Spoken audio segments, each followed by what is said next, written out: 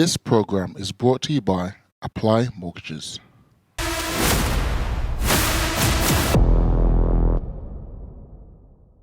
So two great players, Craig Waddingham versus Aaron Davies. This first match is coming up for you next.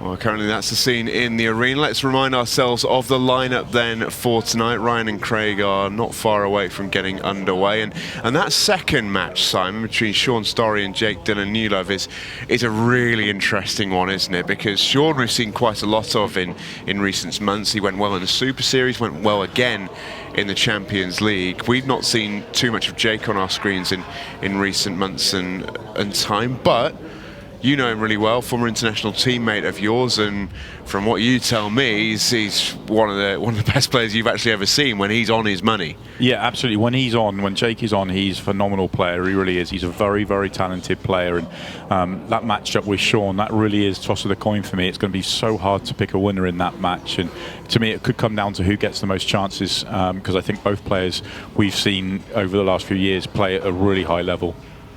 Well, let's have it then. Ryan Davies versus Craig Waddingham is our first match. Really looking forward to this. Craig with the break first. He's got a lovely left-handed action. Really rock solid, fundamental player. And as we talked about a little bit earlier, has got a CV that's really quite up there. A World Championship runner-up. Won the World Masters title as well. So a player to be reckoned with. It's a great first break, but he's not made a ball. Now then, Ryan Davies, as you got away to make a pot here, looks like up to the top left for that red is really his only option. It's a battle of the lefties. And when it comes to potting, Ryan Davies should have no problem at all. But I know you've, to certain degrees, played both sports, Simon, one slightly better than the other. But it's not the easiest transition, is it? We've seen obviously big name players do it. First one that comes to mind, Mark Selby, but it's not always as simple as it looks. No, you have to view the game very differently, and I called it a puzzle in the build-up there, and it is. You have to start to understand the puzzle that is the 8-ball pool, rather than it's a completely different mindset, the way you go about trying to clear the table and work out things. But early signs here, I know we're only a couple of shots in. Great opening chance from Ryan to develop his only bad ball on the table. Yeah, very decent opportunity here, and the 8-ball now is a problem for Ryan. He did well in making that red go away, but the 8-ball does double. Can he clear out the top of the table for those reds? 8-ball's also in a situation where it's just far enough below that centre pocket that if he lands anywhere just above the centre pocket, even as high as the break line, you'd fancy him to make it down the rail. So if he gets to the 8-ball and lands nicely enough, you'd expect him to make it. He may not be able to get right behind it. Having to leave that red to the top right-hand corner is your last ball. Playing position onto that 8-ball down the rail might be tricky. It might be easier to play down for the double. You can just see him come round and have a quick look at the angle he needs on the double. You may notice at the bottom the absence of a match clock and a shot clock. Do not worry, those are being manually timed for the moment. A few ghosts in the machine just prior to the show, so those are being manually timed for the time being. Get them back for you as soon as we can. He's got about this really well so far, Ryan Davies. This was the key shot, and he's left this difficult. Yeah, he left himself awkward on that previous shot. He had to bend the cue ball. You see, played with lots of left-hand side just to swerve around the yellow that was in the way, which stopped him getting good position on the double. And now this is a tough, tough cut. Yeah, this is horrible. But if he can make it, he can't. It would have been a great, great way to open proceedings tonight. And Ryan Davies may be relatively new and inexperienced when it comes to 8-ball pool, despite how much of a prowess he does have for other cue sports, but he'll know that if you leave the 8-ball up and all your opponent's other balls, it's pretty much goodbye to the frame. It's good snooker from Craig. He's a very professional player, plays this game to a really, really good level. Not going to take any unwanted risk. He's developed his bad ball and played a snooker at the same time. Ooh, he went close. The only thing that I was about to say was the only downside is if Ryan hits it, he's going to go close to potting it, and he did. He really did. Yeah, but he risked missing it to try and make it. You see, if he gets any contact on the 8-ball there, he's going to send it towards the pocket. If he was just trying to hit the 8-ball, catch it full, more likely to do that. But you're not going to make it doing it that way. So, and in this situation, just hitting the 8-ball wasn't going to be enough. He knew he was going to leave an open table for Craig to go at, so it's worth the risk of giving away the foul, because actually it's not too disastrous in the same way as it would be if you just tried to hit it with an awkward table on. Everything was wide open.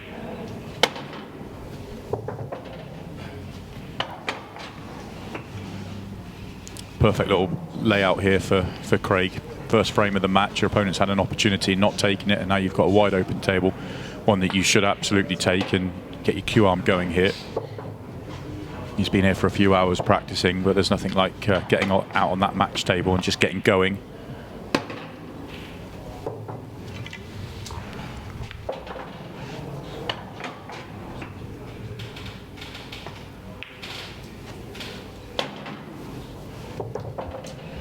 Yeah, there was never going to be any false notes with this visit from Craig Waddingham. Far too experienced a player to pass up this opportunity. And he will go 1-0 up. So despite the dry break, Ryan Davies wastes the first opportunity.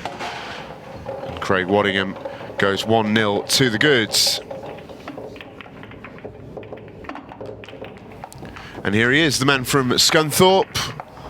You see there, that record, it is stellar. A World Masters champion in 2015. Beat Dave Fernandez for that title. Lost to Tom Cousins, though, in the World Championship final 8 years ago. He's a Premier League winner in the World Rule Side the game as well, and that is a competition which takes some winning. So when you think about the level that he's played at consistently for a number of years now, Craig does therefore command pretty good odds in terms of qualification. He's one of the favourites, but it's close. There's a lot of talent here this week especially. And also he's playing, obviously we've already talked about it, playing Ryan, one of the up-and-coming snooker stars in the snooker world. Well, Craig's a decent snooker player in his own right, made multiple matchman breaks. That's a lovely opening break from Ryan Davies. He's got a problem though, top of the table. That red and yellow is causing him a fair bit of grief. If it wasn't for that, this would be a lovely table to go at. This is going to be a fairly difficult run out. He may well be able to open up both those reds in one cannon. Possibly that one to the top left, the one that's nearest the break line. Take that to the top left from half ball position and cannon into it. If he can just drop the one he's closest to now and roll through, doesn't need to do much more than an inch or two. He'll leave himself the angle he needs. If not, he has to leave it a little bit later.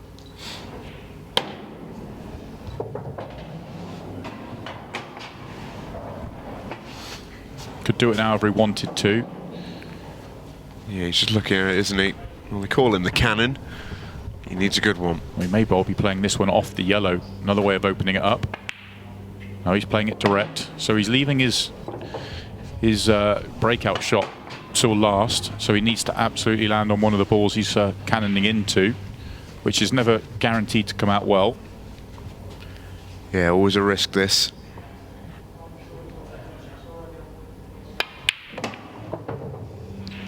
And it hasn't come out well. Amazing how often that happens. That's why you hear us talk about wanting to go into them as early as possible. To be fair to him, he didn't really have an angle to go into it much earlier than he did. Possibly one shot, but he still wouldn't be on that one in the middle of the table anyway. Cushion first is the option. He'll go close with that. Oh, he's unlucky. In some ways, he's probably happier that it stayed up. Yeah, I think so. With where that cue ball's left and the red hovering now over the pocket. It makes this not a particularly easy finish, this, for Craig Waddingham. And I'd be very surprised if he goes for it. They're just safety off the first opportunity. Can Ryan find a way to knock this red in? A little bit of a nervous look there from Craig, just as he was walking away. Caught the jaw with the cue ball, and it just sent it a little bit too far to the left-hand side. And Ryan may be able to just swerve around this and then make the plan. No, not quite.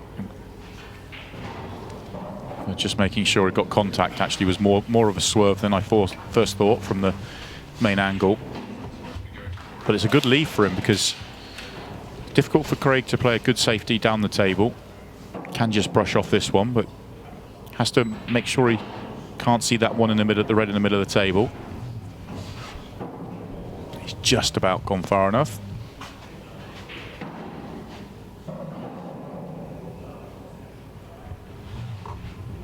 And there is Davies Senior. Still pretty young though, Aaron Davies' mind. It's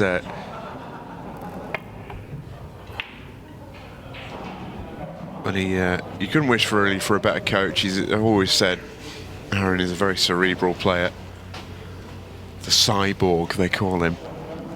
And you know, there's good reason for that. He's a real thinker about the game. He studies his patterns, works them out very, very well. Excellent choice of shot from Craig. Get rid of that one over the pocket. Yeah, not foul in international 8-ball rules. Just opens up the pocket and leave Ryan snookered on this red. And even if Ryan comes out and catches the red this time, Craig is going to come to the table with a golden opportunity to make it 2-0.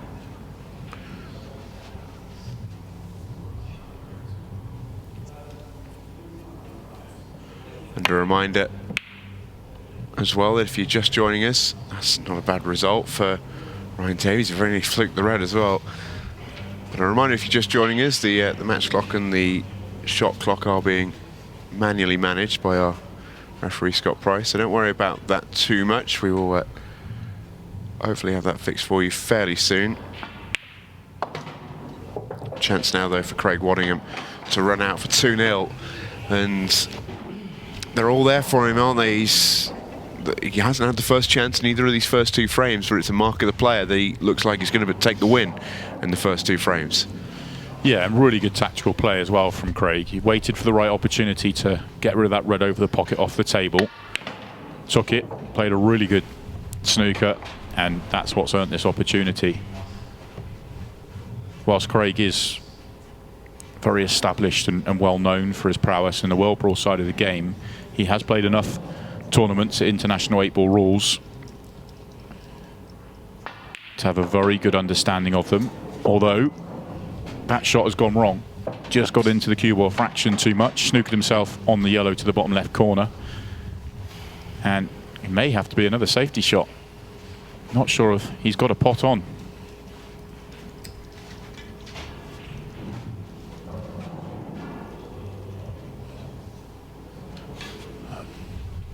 I was just wondering if the one he was nearest to went, but it looks a little bit too tight, so it is another safety.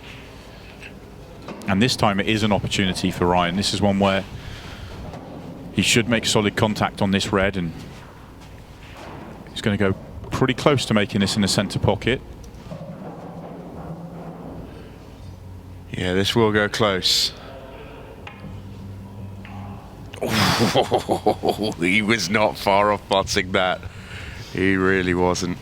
Yeah, that was a whisker away. Slightly thicker contact, and it probably has just about enough pace to reach the pocket.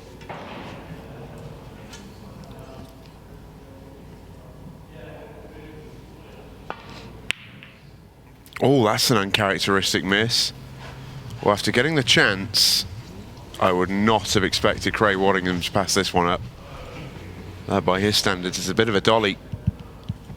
I think he's trying to pot it thick to hold the white, but even so, missed that pot by a little way. Yeah, and I think this red might cut back. I think you can see it, yeah. He can see it. I wonder if he can take it. He can definitely take it to the top left, top right, but just wondering whether it'll cut back into the centre pocket is a slightly easier cut. Might be in off if he plays it that way. Awkward shot, but he'll just be happy to have the shot. Oh, he's unlucky. That was a much tougher pot than the one Craig passed up, and that was a much closer as well. Cues this beautifully. Really gets into the white well, just misses it. You had to be so careful where that white ball ended up as well. It was very close to that middle pocket. Craig Waddingham won't waste this opportunity, that's for sure.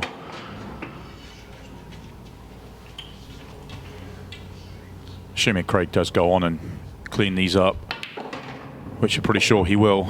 Well, I say pretty sure he will. He got a little bit lucky there. This is a much tougher black than he wanted it to be. I thought that was going to fly by and leave it simple to the corner, but this is tough. That's a little bit lucky to be on it. Never in doubt with the pot though, did well. Decent recovery. And you see, almost, I think with that shot, it was almost as if Craig was just trying to get to grips with the table a little bit. Just misjudged the cue ball, the spin off the rails. It does take a little bit of time to adjust. Here is the young man, Ryan Davies, all of 19 years of age from Oldham. Made the last 16 in the snooker shootout, which was almost the snooker equivalent of the pool shootouts that we've seen quite a lot of. And he's a phenomenal young snooker player. English champion at under 14, 16 and 18s. And, you know, as a youngster, he accomplished quite a lot as a teenager. Bit of a prodigy. Some record, isn't it? Yeah, not just in snooker either. We got told by his brother earlier on that one of the local competitions at Savannah's, which is their local gaff up just north of Manchester, JJ Fall's excellent club. He once, as a 14-year-old, beats Chris Milling. Can you believe that? Now, I know for a fact Chris won't remember that. Probably put that to the back of his mind, but it just shows the ability of him as a young kid, really. Now, of course, any player can get beat on any day. That's a given in this sport. It's one of the reasons we love it so much, but it takes some character for a kid to have a result like that.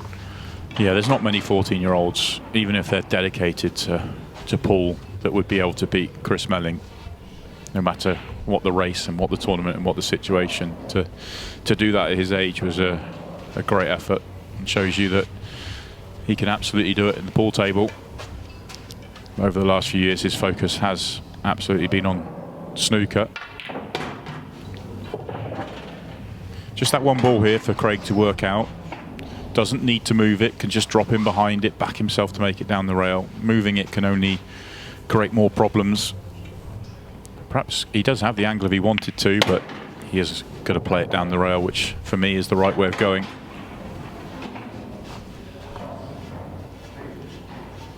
I know he's 2-0 ahead, but I feel that this shot he's about to play down the rail and the two balls he'll leave afterwards are quite big, really, for Craig, in terms of he won't be happy with the way that last frame finished. He really let that frame get away from him, and he was lucky to win it in the end.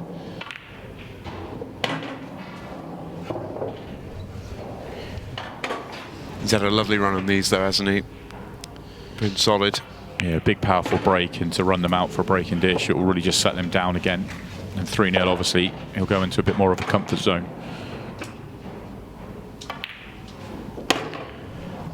Well, far from a perfect start on the table. Craig Waddingham has made a couple of errors, but it's a perfect start on the scoreboard for the big man. That is 3-zip, and he'll be pleased with that. It's a good opportunity for Wad here, because it's a tournament which, if you can get through to that last 16, the level of opponent, that sort of exposure, that sort of competition to be in, it's really quite something. You want to be part of that sort of exclusive club, don't you? Yeah, I mean, when you're a player of Craig's level, you enter every tournament expecting to win it and expecting to go deep in it. And this tournament is such a minefield that he absolutely wants to put himself in that last 16 and in amongst all the great players that have already made it through.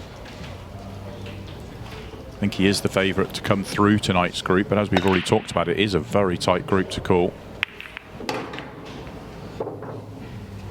That was a pretty rank break from Ryan Davies, but he has made a ball.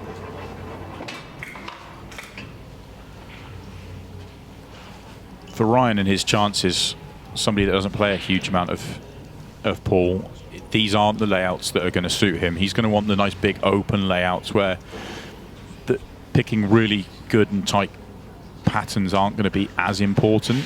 Yes, they're still going to be important, but when you get a layout like this, you know, it looks like it's a decent opportunity here on reds, but you need to be really precise and have a really good plan of how you're going about them.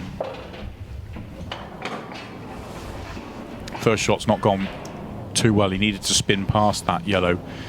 It wasn't doing any harm where it was, but now it's in the way for one of the reds. And of course, he hasn't left himself nicely on his next pot. But even if he drops this one into the centre pocket, he's now got a problem to solve. That one just at the bottom of the triangle area.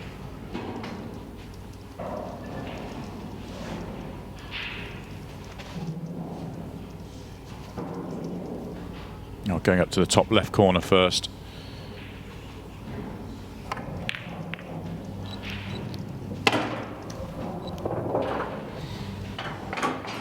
Nice pot, but plenty of work ahead here. I think the yellow's blocking the route for the red that he's nearest to. Once the one that's over the pocket's out the way, the red he's nearest to wouldn't go past that yellow as well. So a couple of problems to solve. Oh, he's going to play a plant, but he's got to be careful that the ball doesn't come out and get behind the yellow. Well, it would have done, but he hasn't made the plant. It leaves a pretty awkward table for Craig Waddingham as well. Wasn't a guaranteed finish for Ryan Davies there, but it's also not a guaranteed finish for Craig Waddingham either. This frame might have a little bit of mileage in it. Yeah, I always think in those situations from Ryan Davies' point of view, if you're going to miss, you want to miss early and leave an awkward table. Another reason why going after your hardest balls early isn't going to benefit you, because if you leave them on the table, then you're likely to leave an awkward, messy table.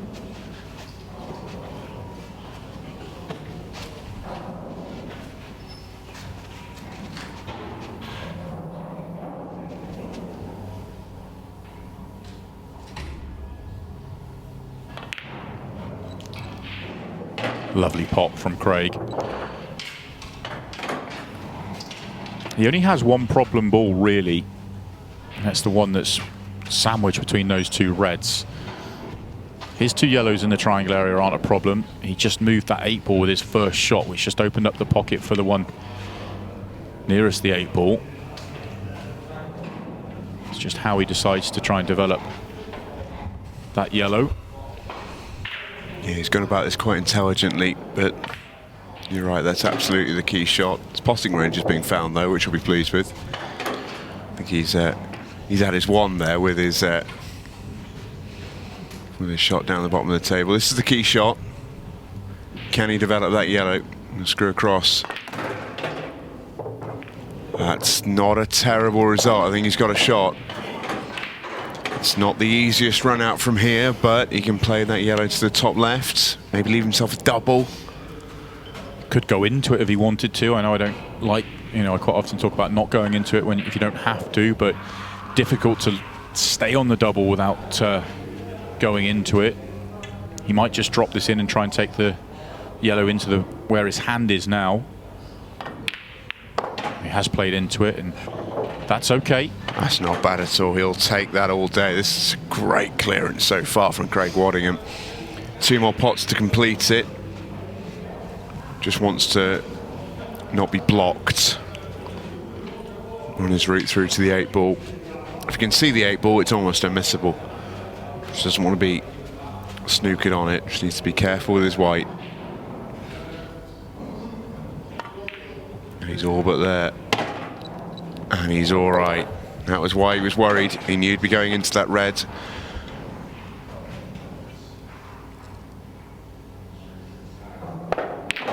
Good to see Chris Day in the house behind Craig Waddingham there.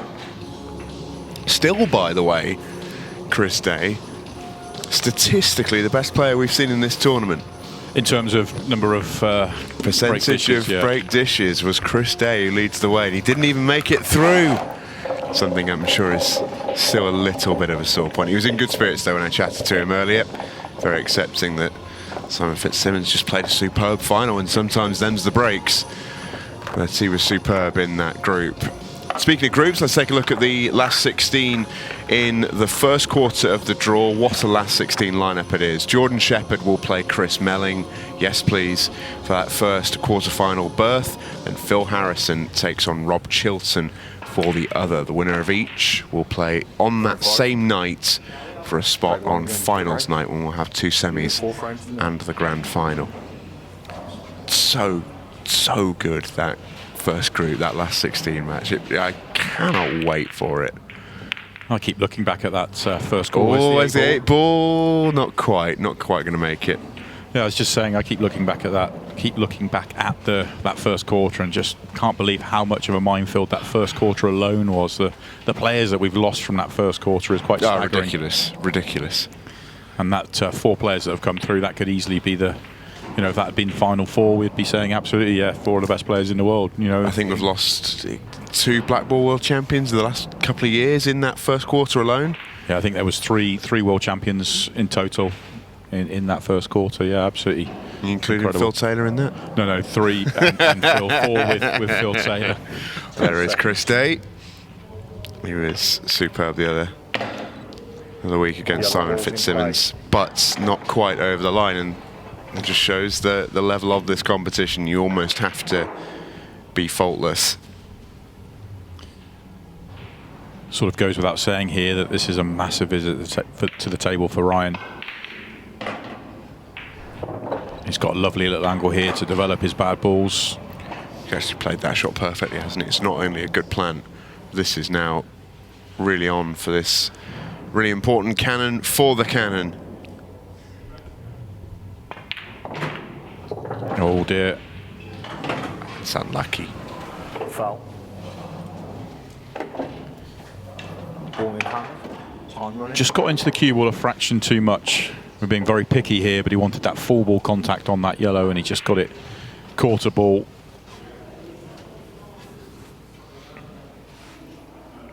Tough school.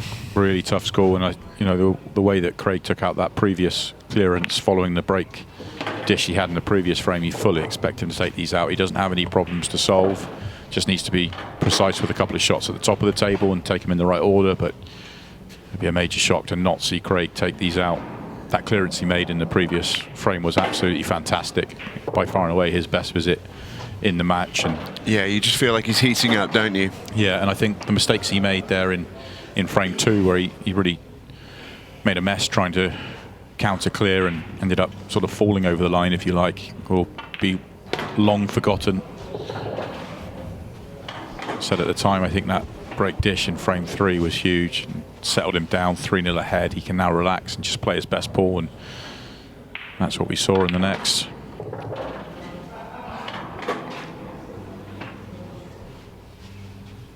Just reached the 25-minute mark in the match.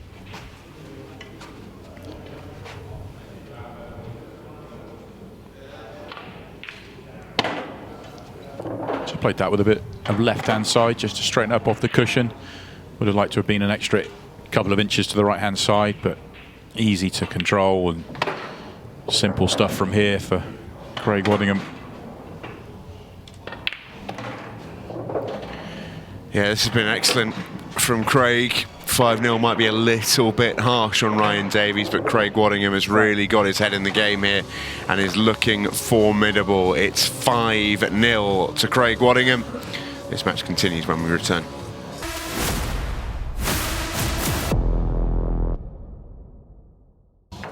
Welcome back to the Ultimate Pool Masters. Craig Waddingham is on the way here. A brilliant match so far from him. You join us rather, a frame after where you left us. Craig Waddingham reverse dishing on Ryan Davies for a 6-0 lead. We've got just under 20 minutes of the match remaining, and a real chance here for Craig Wads to go on and ice this one in a race to 8. Made a ball 2. And he's just starting to Simon play some really, really nice stuff. The sorts of stuff that we thought if he plays, he's going to have a real good chance tonight. Yeah, when he gets into this sort of rhythm, he can be quite relentless. Just finish. He just can keep rolling. If you keep giving him chances, he'll keep taking them out. And this is another good opportunity for him. And I've already mentioned it, that second and third frame really sort of settled him down. I think the yellow nearest that red, nearest the left centre pocket, I think that actually goes in the centre pocket. And if that goes in the centre pocket, then there is really no real problems on the table at all. If not, he might have to play it into the top left-hand corner. I'd be very surprised if he tried to move it. But if it goes in the middle, then it's really pretty simple stuff for Craig. Especially when he's playing the way he is at the moment. These pockets are looking like buckets to him.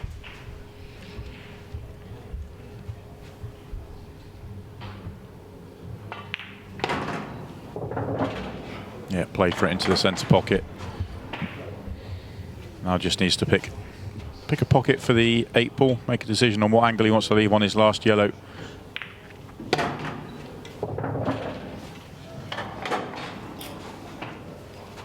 there's the next man up. Joining his good mate Chris Day. That's Shaun Storry on the left there. He's up against Jake Dylan-Newlove in our next match, as Waddingham there is playing some lovely stuff.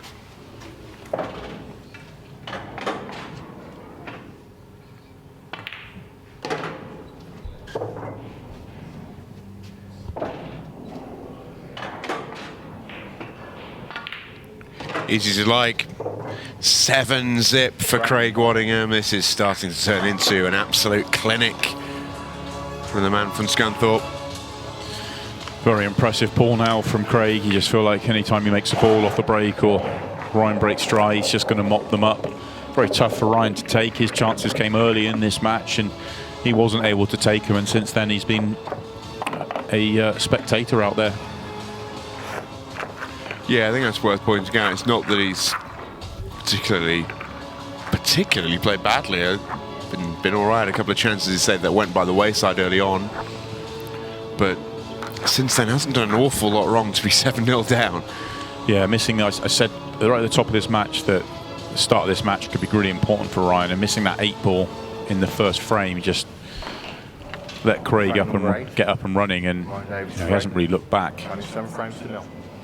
16:28 left on the match clock, by the way, as we resume on this 8th frame, and Ryan Davies every right to be annoyed there with that break. That's a rank one. If you are going to break dry, this isn't the. This is what you want to leave, though. Really horrible table for Craig to go at.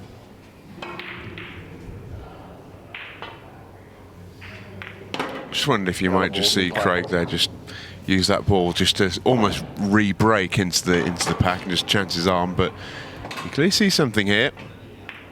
Yeah, he's thinking of safety. He's playing pool rather than just chasing a finish when it's not on, and that's a really good decision. I was wondering at the time, 7-0 in front, whether he would chase something there, but no, take your colour set and get to work on nudging them out and keeping it tight, and that's what he's looking to do. Yeah, it's part of what makes him a great champion, you know. He plays the proper shots, does the proper processes.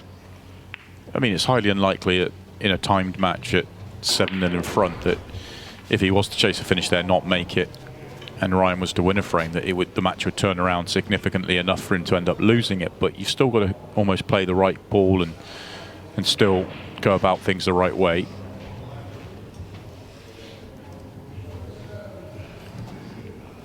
This is one where he may be looking to be a fraction more aggressive. Just thinking that yellow in the triangle area probably goes to the bottom right-hand corner if you can get onto it. And then you've only got the 2 next to the 8-ball to develop, and they don't need much of a nudge to work themselves out.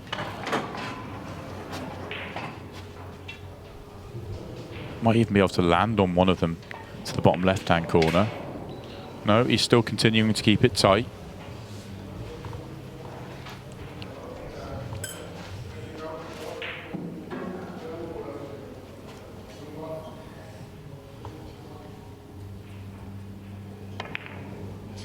Has been a couple of really horrible breaks for Ryan Davies in the last few. Yeah, he doesn't break with extreme power. just goes to cue it smoothly and catch it full ball. But a couple of his breaks have pinged open beautifully, and then there's a couple where nothing's moved. Craig's annoyed with himself there. He didn't want to pop that one over the pocket. Didn't want the black to go on and make that plant. Was happy for the 8-ball to go that way, but absolutely didn't want it going in. He's now potted 3 of his yellows. Yeah, his frame's actually, in a strange way, becoming harder for him to win. Yeah. And he knows it. 10 seconds. Extension called. Takes the extension, and we get a little bit of time here.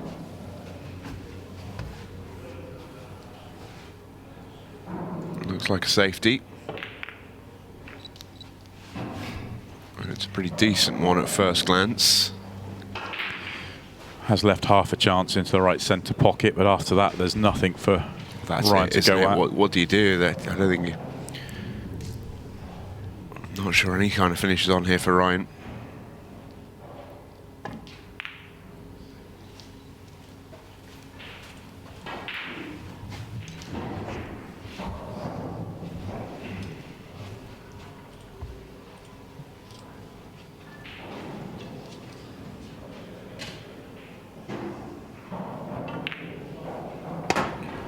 Now then, does Craig Waddingham see a route to win the frame here, win the match? Yeah, So I think this yellow goes. Yeah, it certainly does. Does have to play a good positional shot, not this one, but the next one. Although that positional shot's important to leave the right angle to get onto the last one. If it's absolutely straight, then it's not great. And it does look absolutely straight. That shake of the head tells me it's not ideal. In fact, it's probably just off straight the wrong way.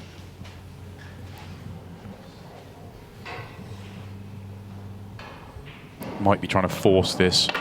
He's trying. Oh, what a shot. That's brilliant. That's such a good shot.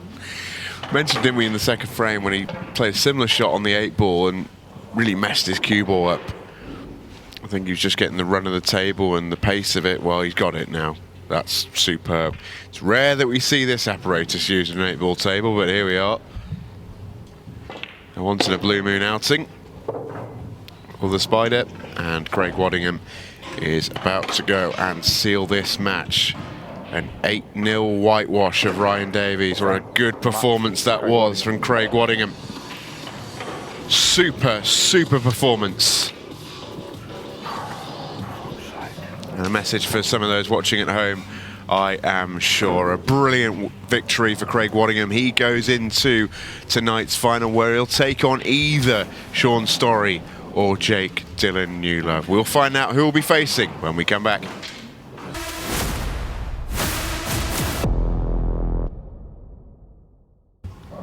Welcome back to the Ultimate Pool Masters. What a job by Craig Waddingham to get through 8 frames to 0 against Ryan Davies. We'll hear from him in the middle of our next match. This one should be an absolute belter. But before we get on to that, Simon, let's have a little bit of a review. Craig with a superb performance there, 8-0. I think we've seen too many performances of that sort of ilk. Tough on Ryan Davies, though. He mentioned it in commentary. We just had a very brief chat with Craig, and he mentioned he felt from a little bit out there. And that happens, doesn't it? We've seen in this competition already. You know, you take a look at the Phil Harrison-Mark Farnsworth game, where Mark Farnsworth, one of the best players in the world, got absolutely steamrolled. It shows. It doesn't matter the caliber of the player. That can happen to anyone. Yeah, it really can. A very, very professional performance there from Craig. He really, you know, he made a bit of a mess of the second frame when he ended up winning it. But other than that, he was flawless all the way throughout and played the right shot at the right time, took out the clearances when they were there. And I think there was a clearance in the middle there. I can't remember if it was the 4th or 5th frame. He had a break dish and then he had the next one. And that was brilliant, where he had to open it up, piece it together. We were talking about how the table was tied up, but he was able to work it out and came up with a brilliant clearance. And yeah, very tough there on Ryan. He didn't do a huge amount wrong. He has a couple of mistakes in the first 2-3 frames where he had an opportunity to win the first frame with a reverse dish, missed the 8-ball, but other than that, had very little to go at. And when he did, was a little bit unlucky when he went in off on one of his developing shots. But other than that, he did very little wrong, and it was all to do with Craig, who took his chances and outplayed him there. Tough school, the Ultimate Pool Masters, that is for sure. We've got a another brilliant game for you. We've got the finalists now. Craig Waddingham will play either of these two gentlemen as Jake Dylan-Newlove. The Butcher takes on Autopilot.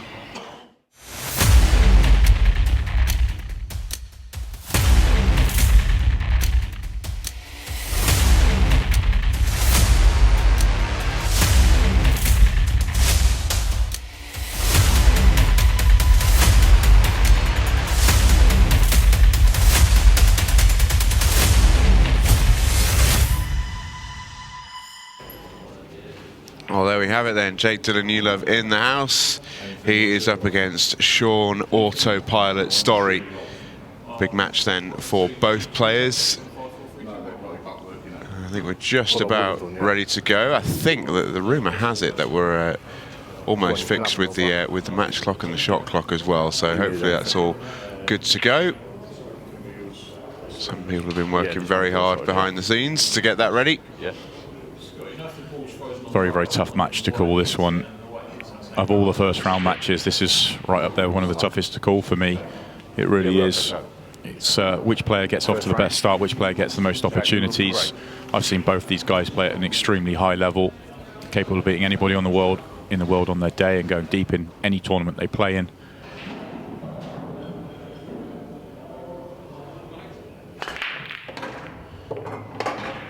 It's a brilliant first break there from Jake. That's all right, isn't it? I was just, as he was queuing up for that one, I was just disappointed a little bit because, as you mentioned at the top of the show, I played a little bit of pool with Jake, but he has one of the best breaks I've ever seen. He's so powerful with his front ball break, but for whatever reason, he's decided to go for the cut break to start off tonight. I think it's something that he's been doing for a little while now, but when you see his front ball break in action, you wonder why he'd ever change.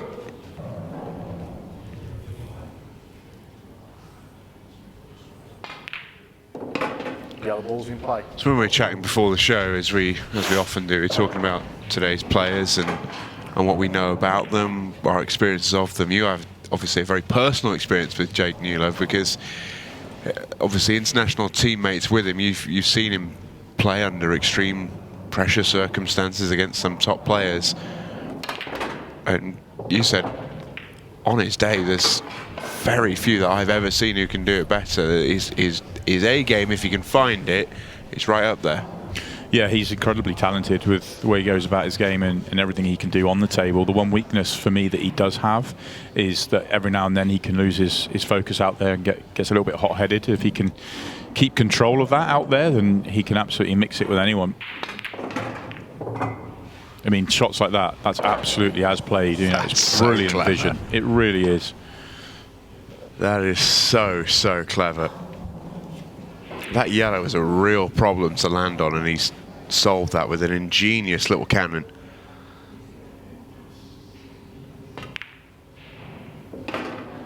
I have the feeling this match could be one of the matches of the tournament if both turn up at the level they can do, because we've been so impressed every time we've seen Shaun Storry in the last sort of 12 months. He was part of our Super Series that we ran. It was the first tournament back after lockdown, wasn't it, around about this sort of time last year. Went pretty well in that one against some really good players, and went superbly in the Champions League as well. Got out of his group, which was a very difficult tournament to get deep in, by the way, and got beaten in the end by some world-class players. That can happen. But he's been working really hard, Shaun Storry.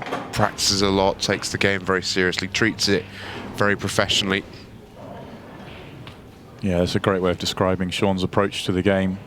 We've seen a lot more of him on Free Sports than Jake, but I think this might be his first frame on Free Sports, and what a way to start with it.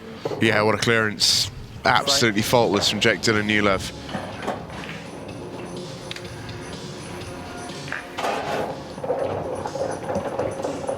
So good from him.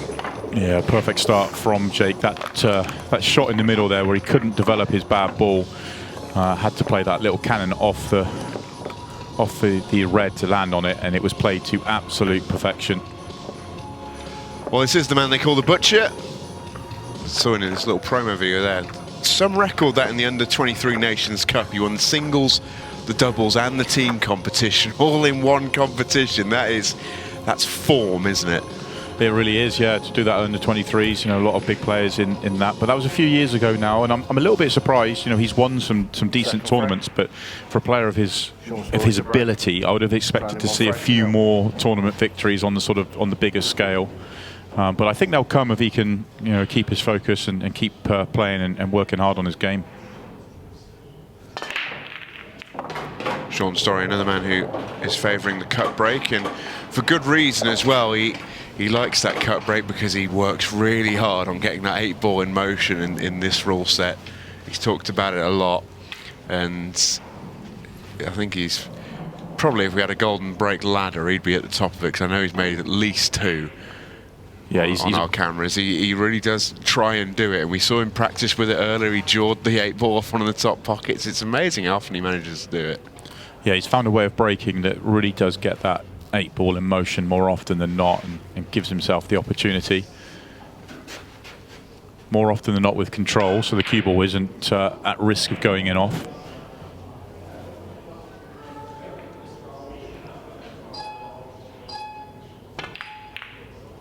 Tricky first ball though, didn't land nicely on any red to go out, had to play that awkward plant and hasn't managed to make it. That's not the sort of shot you want as your first shot in the match.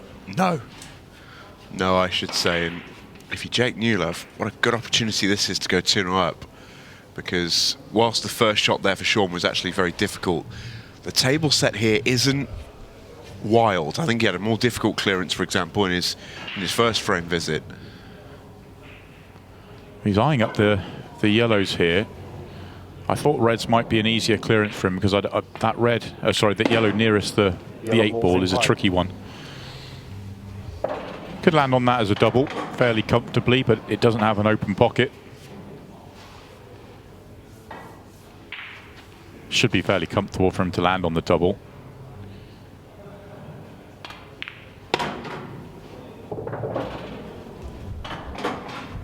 He'll be off his next ball, I think.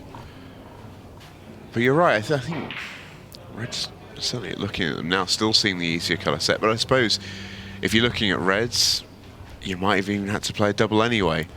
Yeah, I guess it just shows you the value of being good at doubles and the ability that these guys have. That's almost he's seeing that almost as an open pot. You know, he knew he could land comfortably on the double. There was nothing in the way of him landing on the double.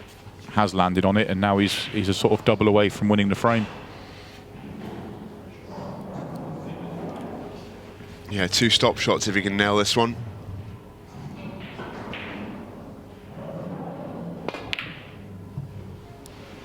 And he can't. But actually a little way off it, which I'm quite surprised at. Yeah, he got into this a bit. To leave it like that, you expect him to go closer. But in these early frames, these cushions can be a little bit hard to read if you're not too used to them. Yeah, it's quite a responsive table out there, and for me, just got into that one a fraction too much and straightened up the double.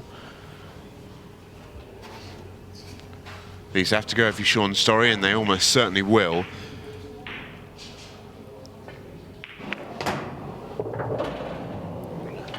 Not the type of player you can give second chances to. He's at that. He's not quite at that top level of the game, but he's getting there, isn't he? You feel like he's not too far away from a big trophy, big championship. Yeah, he's been knocking at that door hard. Saw him make the final of a very big event here a few years ago, taking out some of the game's greatest en route to the final, and came just unstuck on the final, but just showed how good a player Shaun is. And he learnt a lot from that tournament as well. You know, we were chatting to him earlier about it, and the names he knocked out was 120-man entry, and anyone who was anyone was in that tournament. He knocked out Mick Hill in the quarterfinals. Superb run, and he was 4-1 up in the final as well against Scott Gillespie. And then as Shaun told us earlier, he sort of had a bit of a moment. But those things happen to a young player, you know. It's the first time he'd ever been in a tournament of that size and of that caliber. Just got a little bit wobbly, but you learn from that and you come back stronger, and he has. He's at a really consistent level now. It's just about, as we talk about with a few players around that sort of level, it's about taking that next step. Yeah, absolutely. completely agree. And as you've already said, it's a player that really works hard at his game. Yeah, we saw Chris Day earlier with Shaun, those two regular practice partners, really good friends. Well, we saw Jake miss a double. Now Shaun's turn to take on a double. Yeah, he spent a little while in his last shot lining it up too. So no excuses for not being able to read it. Cue ball could be going quite close to the 8 ball here, so not guaranteed to get position. He might just be sliding by it.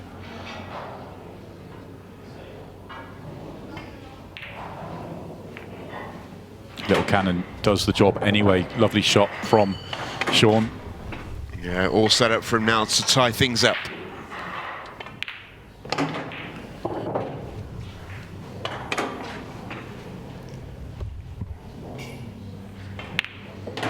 And there it is, lovely counter clearance from Shaun Storry.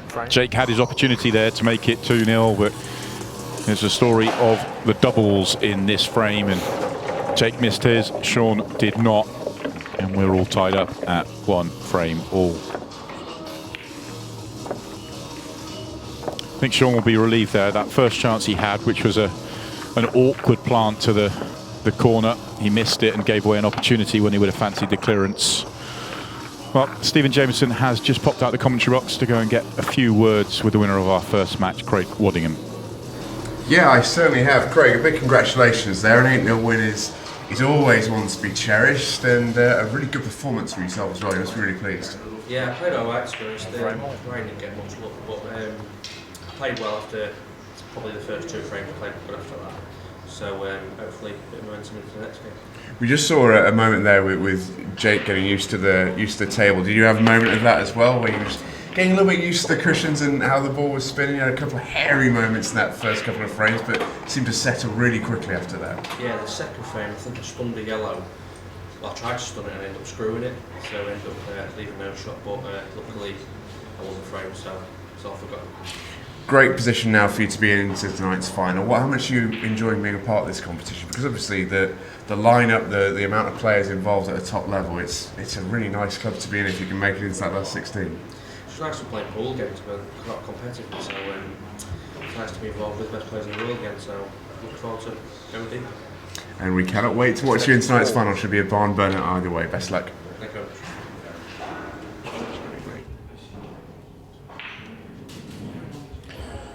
Another massive break from Jake Dylan-Newlove, and this is a lovely split for him to go up. Good chance just to respond to that missed double in the previous frame, get himself going again.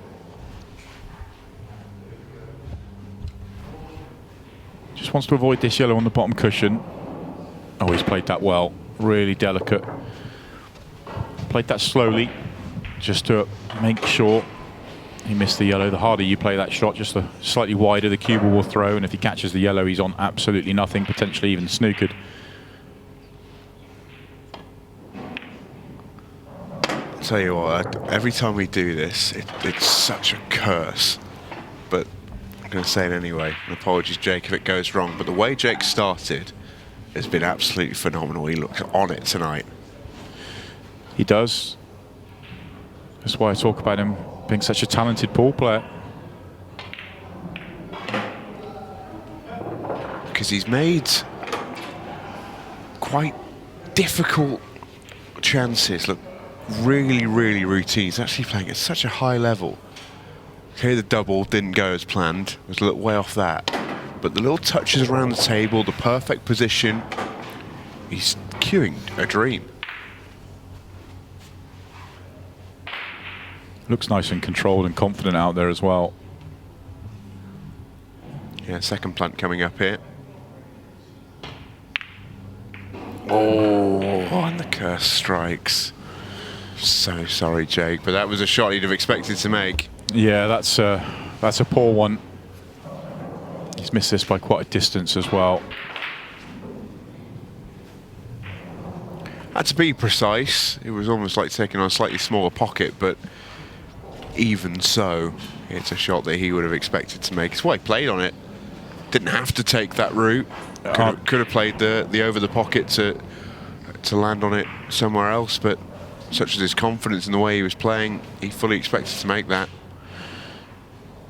Yeah, the double can happen. You know, he's not had he's had a little 10-minute practice on the table and that's it. And there's pretty new cloth on the table. It's going to be straightening up and very reactive. Whereas, so I can understand the double being missed, but that one there, that was a major shock. He's missed it by such a long way. That's one that could really affect him. Important for Shaun to punish that mistake and make Jake think about it for a little while.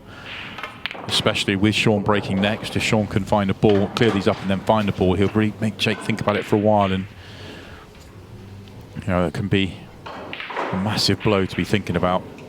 You know, he probably feels he should have gone 2-0 up, and certainly should feel he should have gone 2-1 up, to all of a sudden find yourself 2-1 down.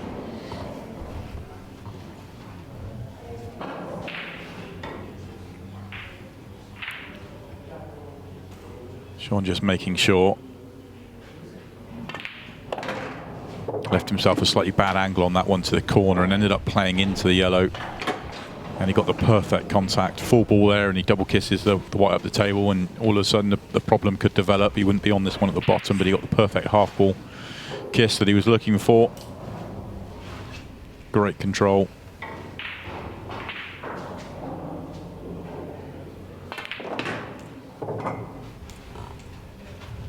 It's going to be one of those nights tonight where I think the three players that we've still got left in the competition from tonight, in Shaun, Jake and obviously Craig, in our remaining matches, as Shaun throws his cue at his own face. In our remaining matches, just get the sense that you are not going to get second chances. You make a mistake, you are almost certainly going to be punished. Yeah, I think that's right. I think the elite level, that's what you expect. Do talk about it all the time. I think punishing mistakes is such a massive part of the game. Players are going to make mistakes even at the absolute elite level. But when they do, you need to step in and punish it, and that's what these guys do. Jake Dylan-Newlove has to sit and take his medicine. Frame. Shaun Storry, a super clearance. Here is the man they call Autopilot. A couple of reasons for that nickname, I think, but one that's very, very apt, because when he is at his best, he really does look super, super in control. He's a Supreme Series runner-up, as we talked about a little bit earlier. He's also the challenge winner in a similar competition, which I think a 60-odd man amateur event at this venue, as well as being our Super Series semi-finalist as well. Really, really good level player, and as he mentioned, can he take that next step? He feels he belongs at the top level, and if he's to get through from this group, well, the last 16 of this competition is the top level. No getting away from that. You aren't in the last 16 unless you're one of the best in the world. Yeah, and he made the quarterfinals of our last competition here on Free Sports as well. And in that quarterfinal, he managed to beat David McNamara in his first match, and then he was a really tight contest with Michael Hill in the second match. Ended up being 2-1 and going down to the time element of the match. And he was right in it against one of the best to play the game before losing in his third group match against Chris Melling. But he was absolutely mixing it with some of the best players in the world in that competition in the quarterfinals. Yeah, if you take narrow defeats to Mick Hill and a defeat by Chris Melling in the same night, it's not too damning an indictment on your pool ability, is it? Exactly. You know, he's absolutely heading in the right direction. And it's good to see. Big moments here for Jake. I know it's early in the match, still half an hour to go, still a race to wait, but he's just made a couple of mistakes in the previous two frames, and here we go, another opportunity in this frame for first chance, and there are some problems out there. Yellow at the top of the table, those couple in the middle that they may well be able to work out without doing too much.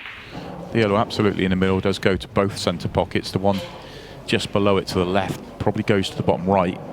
I don't think he can get enough of it to go to bottom, to centre right. He has played on it, so that's a lovely shot. Although he's just played a lovely shot with lots of side to land on this ball, and he gives himself that sarcastic tap of the table because he's come an inch too far up the table.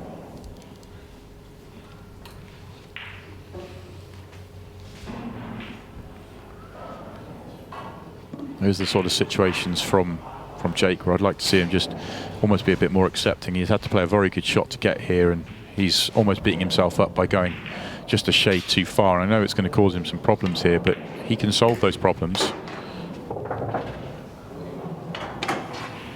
Yeah, this finish is still on for him. Just have a look at this cannon that's going to be lined up. He might even be able to solve a couple of problems in one here, because if that 8-ball breaks apart the yellow and the reds, it's actually pretty good news. He doesn't quite manage it, and that will be frustrating to him, because now this yellow is a problem. He can maybe double it, but it's a tough shot. Yeah, I think the double is on once the yellow that's over the right centre pocket is out of the way. The problem he's got is he can only play the one to the top right corner now, and he can't then play on the double from this ball, which is the perfect ball to play from the double. He has to get onto the one into the centre pocket and then get back up the table. So there are some problems here. I could make a case for him trying to screw into this yellow on the left-hand side now. That's what he's tried to do. He's not played it with anywhere near enough power, and now he is in a little bit of trouble. Might be able to go cushion first on the one over the middle pocket, but it is absolutely rank queuing. Yeah, and even if he makes that one cushion what first, do you achieve? You gain nothing. But then there are no safety shots out there either. I think for me, I quite like maybe playing. If you can play off the one he's next to now without moving it very far, then I don't mind that shot. Just make sure you hit a cushion, because at least you're leaving a red at the top of the table that's slightly awkward. But if he moves this yellow too far, then he just opens up a red.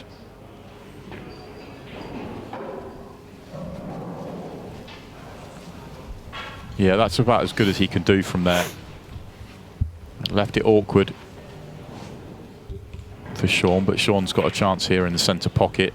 Might even be a big pocket with that yellow there where it is, and if he drops it in, then the frame's at his mercy. Now, he may not take it on, because if he does take it on and miss, he could well be leaving a yellow on. So he might opt for safety instead.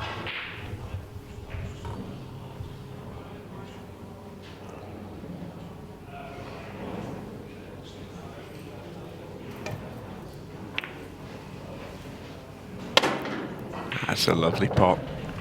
It's good news, bad news though. I mentioned that red that was next to the yellow where Jake just moved the yellow away from it. Well, Shaun's put it back on it, and it's in a worse position now than it was a couple of shots ago.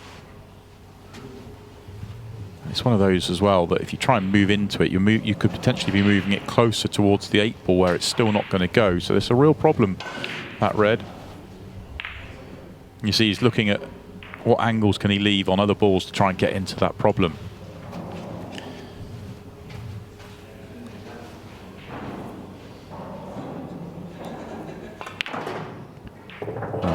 If he has tried to leave an angle on it now, I don't think he has. I think he's too straight.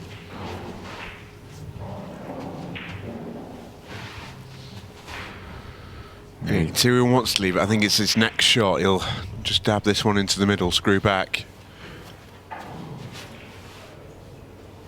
I'd quite like to go into it from, rather than going direct. I know the ball that is nearest the problem, he could go into it direct, but it's going to move the red towards the cushion where the 8-ball is going to be blocking it. I'd quite like to go into it off a cushion first. So either come off the top cushion or come off the side cushion and go into it, but Send it away from the 8-ball. yeah, send it away and open it up. You've still got that one over the right-hand side cushion. Although he's having a look to see whether if he does go into the yellow now, which is a much more guaranteed cannon, if he moves that red towards the cushion, can he get it past the 8-ball? And I think there's enough room there. He could even play it off the 8-ball if he wanted to. So I guess the key to this shot is just not over-hitting it. Key to the frame. All in this shot. He did over-hit it in the end. It looked like he didn't have quite the exact perfect angle just to go into the yellow at a nice controllable pace, and had to kind of punch it in to get the angle he needed. If he hadn't got double kiss, the red probably would have been onto the other corner though, which might have been what he was also considering. Now he's in a little bit of trouble. Just wondering Is Shaun going to risk playing off the red by the 8 ball? No. He's going to might still be thinking finish here, because if he plays the yellow, and let's get this one out of the way. Yeah, he has. He's played for this red. He's going to take this one up the table, play it off the cushion, off the 8 ball, and try and make it. He needs quite a thin contact on that 8 ball, but the shot's definitely on.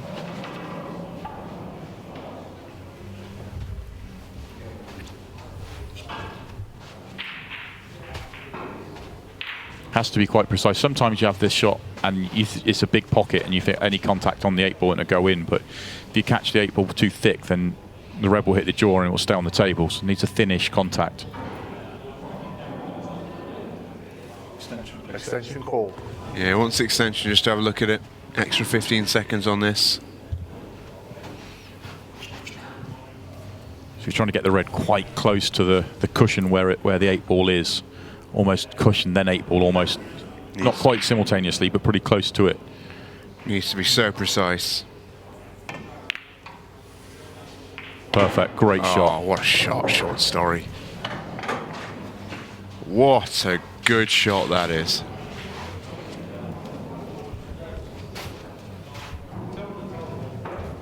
He's done so well to solve the problem in this frame, because it's something that Jake couldn't quite get around.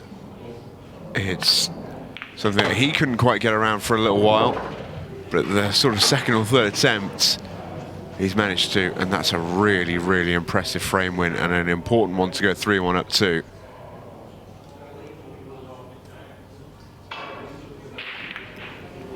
Beautifully done from Shaun Storry. That was brilliant. That really was.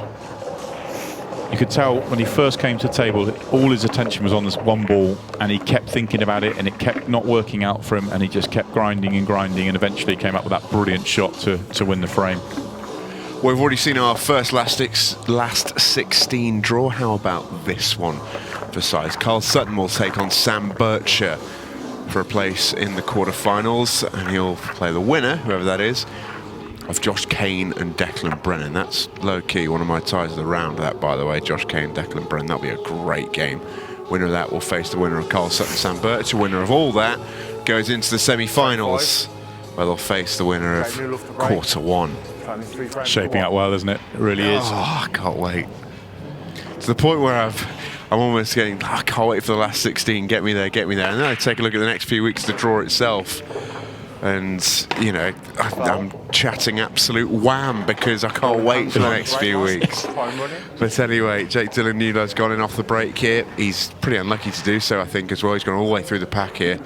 It's unlucky. Yeah, he almost made a golden duck as well with the way the 8 ball was tracking towards the pocket. Yeah, and he's going to be really fighting himself in that chair to stay calm and just wait for that next opportunity. He's made 3 mistakes in the last 3 frames because he's had opportunities to win all 3 and he's lost all 3.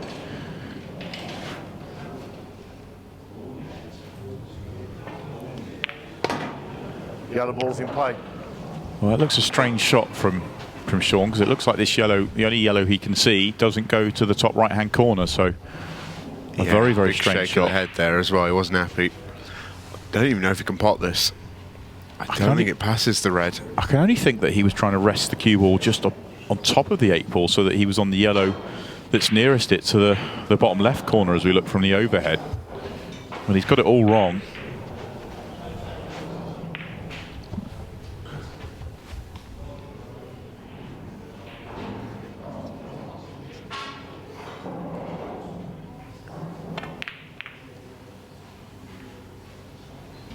What a very strange visit to the table for Shaun, and a big, big let-off for Jake.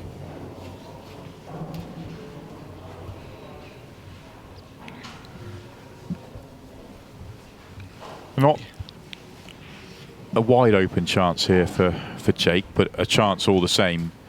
Just a 1 problem ball to solve, but he's got 3 reds around it to give himself an angle to potentially solve it, and he's not going to get that far.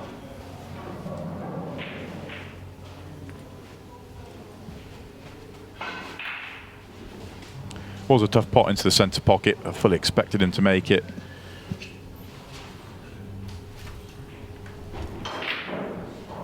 Just get the sense that the thing that Jake needs the most here is just a pretty routine visit to the table, just to settle him back down again. He's only coming to quite difficult chances at the moment. That's a brilliant shot from Shaun. That's more like it. His first visit to the table was horrible, really. But that's a tricky part and a brilliant development shot down the bottom of the table too. Yeah, excellent opening shot, and it looks like that yellow is blocked off to the bottom left-hand corner, the one that's nearest the cushion. The rest have a pocket. Well, the way he's played that tells me maybe there is enough room for this yellow.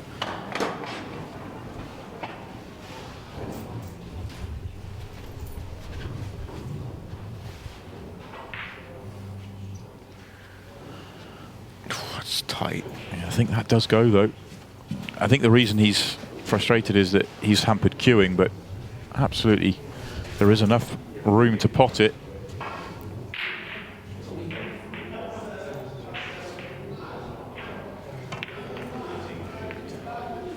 Well, it may not go now.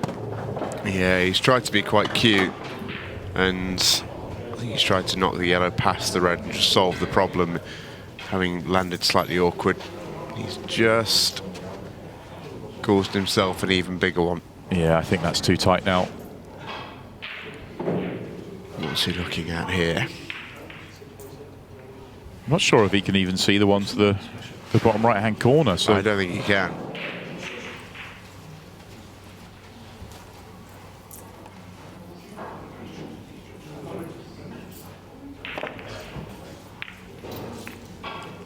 Was he lining up a deliberate double kiss there? yeah, I think so. I think he was trying to slide that one by the red and have the cue ball come off the cushion to pot it. If he'd have made that, that's shot the tournament for me. Play 2 shots in one like that would have been amazing. Great vision.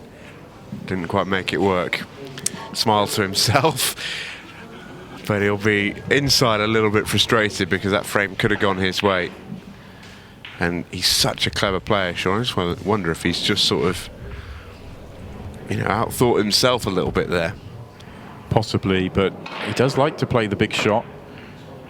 You remember in the Champions League, he played a shot that at the time we both thought it was a fluke, and he did. I did speak to him afterwards, and he said it was absolutely as played, and I think it made the shot of the tournament list. And I think a lot of people on social media were a little bit disbelieving that he actually played the shot. That's how he's seeing the game, to that sort of level.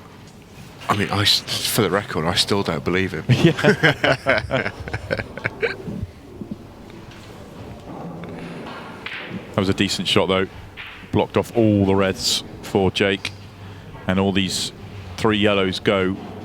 It's a really tricky shot for Jake here. Almost has to take a bit of a risk, come off on cushion, hit the reds, probably with a decent amount of pace, and try and get some separation. Cue ball up the table, maybe.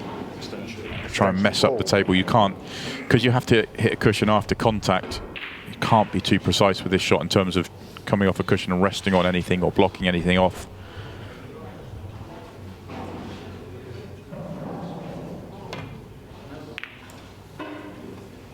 Yeah, that's not bad. Okay, he may have left a pot on, but that's a very good shot. I think he can just get to the one over the pocket. Yeah, I think so. But the question then becomes, can he get up to that yellow that's on the left rail? Well, it goes. It's just the positional shot required is going to need to be very precise. Yeah. To get that white up the table in between that gap requires a lot of precision. Well, actually, he may not well be on that one over the pocket. He's on the one on the down the rail now. Might even flick this one off the yellow that's near the pocket. I think that's what he tried. Well, these for Jake Dylan-Newlove have to go. Because Shaun Storry is primed to win it if he has a chance to see one of these yellows at his next visit. This has to go for Jake. Not easy, though. I'm not sure how easy that red nearest the right centre pocket is, but even once that's out the way, the two reds in the bottom half of the table are awkward. They don't go to the obvious pocket at the bottom left. There needs to be a good positional shot to land on those two to either of the centre pockets. If the red goes past the 8 ball, the one that's nearest it, then it makes that positional shot a little bit easier. If not, he's going to have to play a very good positional shot from one of the balls at the top of the table.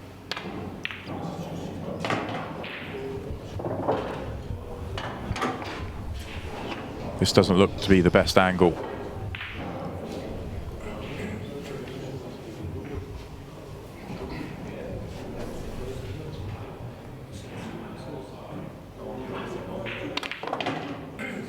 Okay, so he's thinking about playing, I think, one of these reds off the cushion off the yellow.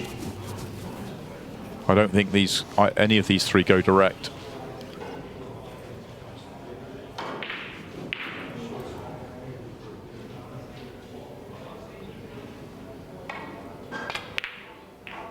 Shot. Really, really good shot.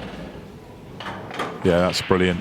And it may well have been his plan when he first came to the table, rather than having to play that delicate positional shot below those two reds in the bottom half. He's backed himself to make that cushion first shot, and that was perfect.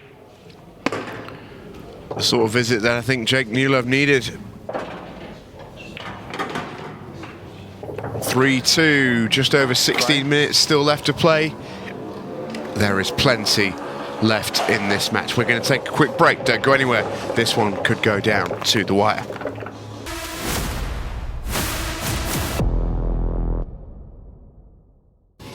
Welcome back to the Ultimate Pool Masters. Dylan-Newlove is on the charge. Since you were last with us, he has counter-cleared up on Shaun Storry. It's 3 apiece here in the Ultimate Pool Masters.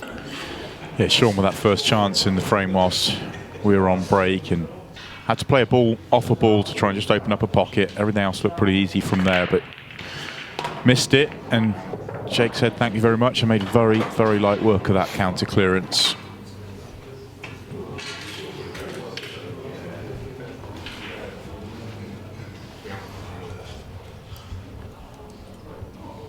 Jake sticking with his cut break. Not the greatest split this time.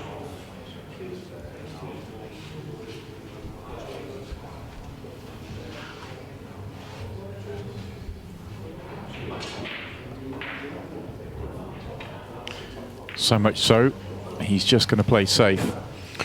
Don't blame him. Heading into the final 10 minutes or so of this match, and the 15-second shot clock about to be introduced in 36 seconds time. It will make this frame very, very interesting. Shaun Storry missing in that last frame to let Dylan-Newlove in, or Dylan-Newlove in, I should say. There's another very Shaun Storry miss in the fact that he's trying to play a ball off a ball. Doesn't seem to miss the easy ones, but he's got a bit of a problem here with this shot. This isn't easy to figure out. Yeah, has to hit a cushion, so he needs to hit this a little bit firmer. There you go, made sure of hitting a cushion. And that's not the worst result. Left it nice and tight, left nothing for Jake to go at. Because Jake was already at the table officially on the clock, 15-second shot clock won't start here.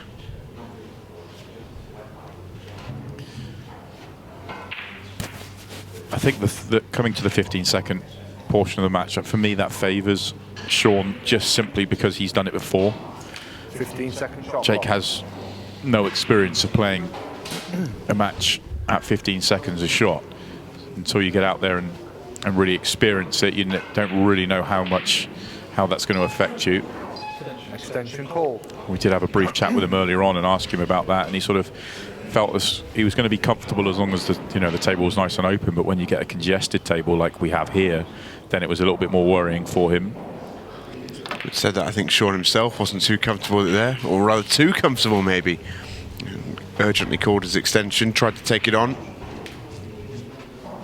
It was tough. Yeah, bad news here for Shaun is not only has he missed the pot, but he's also knocked out two of the balls that were causing a little bit of a problem for Reds.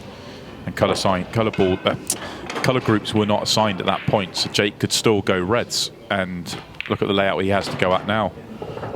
That's a really clever little shot. Just used the top and the cannon just to nudge the ball further through. And now this clearance is very much on. That's horrible cueing. Whichever way he goes. I think the way he's looking, he can still get through to the one to the top right. Takes away a bit of the awkward cueing. Oh, this camera angle. Yeah. I thought there was no chance there. Yeah, absolutely. Makes mugs of us all. But he's still on this. And I think if he needs it, he may even choose to move in here. But no, he's going to go around it. Slightly short of pace. Pretty sure he was playing on the one next to the 8-ball there. Yeah, a little grimace. And he's come up short because this next positional shot's now difficult. He's off angle on this one to the top right-hand corner. Don't know if he can screw back and take the red into the right centre or not. Oh, he's still trying to cut this back. Yeah. Shot. Oh, yeah, that'll do. Great shot from Dylan-Newlove.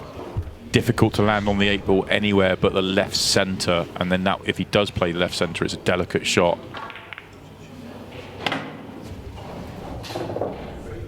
He's made that as straight as he can do.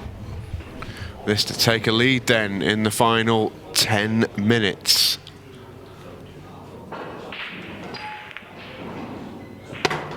Nails it. Big chance then for the Butcher. To remind ourselves of the draw as it stands so far in quarter 3. Our two last 16 members so far, Simon Fitzsimmons and Gav Robinson, who both overcame superb opponents in Ronan McCarthy and Chris Day to make their way through into that last 16. And the winner of that will await the winner of whoever comes out of this group and whoever comes out of the next group. Already seen one Davies this week or another one next week. One of the matches of the round in Aaron Davies versus Shane Thompson. 4 frames to 3. Yeah, another cracking week next week where it's another week where it's really tough to call. It's 4 very evenly matched players in that group.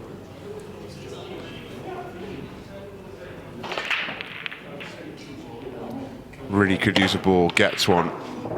Ooh, looking at this layout, this isn't nice. Yeah, making a ball's where the good news stops because this is horrible. It really is. Could make a case for yellows if he had an opening yellow, but I don't think he has.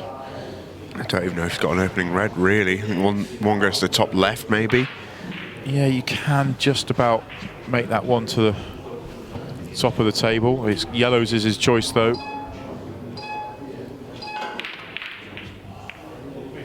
Tried to make it off a ball, I think. Didn't quite hit it. He turns it over. Dylan-Newlove, who has the chance here to go 2 frames clear. And this will be a big lead at this stage of the match. Yeah, the problem and the messy part of the table to the left-hand side around the 8-ball is still a problem that now Jake needs to solve. Yeah, it is. He could play on the yellow into the left centre pocket and leave that angle to go into the yellow and 8-ball. That's a very doable shot. He could leave the yellow at the bottom of the table, the one in the triangle area, could leave an angle on that to go into it, but the red might be a bit more in the way.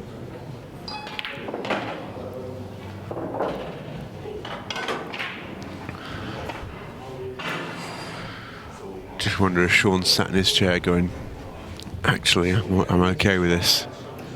Possibly, and I'm a little bit surprised Jake's taken this yellow out the way. Well, he could get to the one next to the black. I didn't know if he could reach that.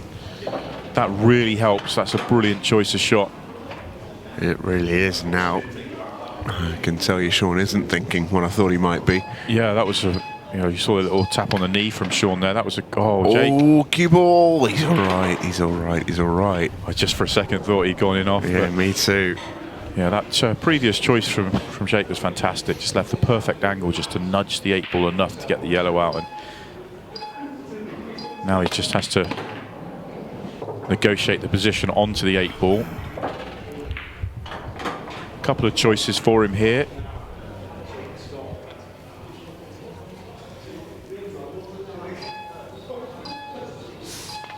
And it's twice across the table. And leave yourself the double. He's already missed one double to win a frame. Oh, this is not what you want, is it? Extension call. I wonder whether he played twice across to try and play on it down the rail rather than double, but you've already seen he's got a lot of confidence in his doubles. Needs it. Gets it. Wow, what a good shot from Jake Newlove. When the pressure was on, he found a way.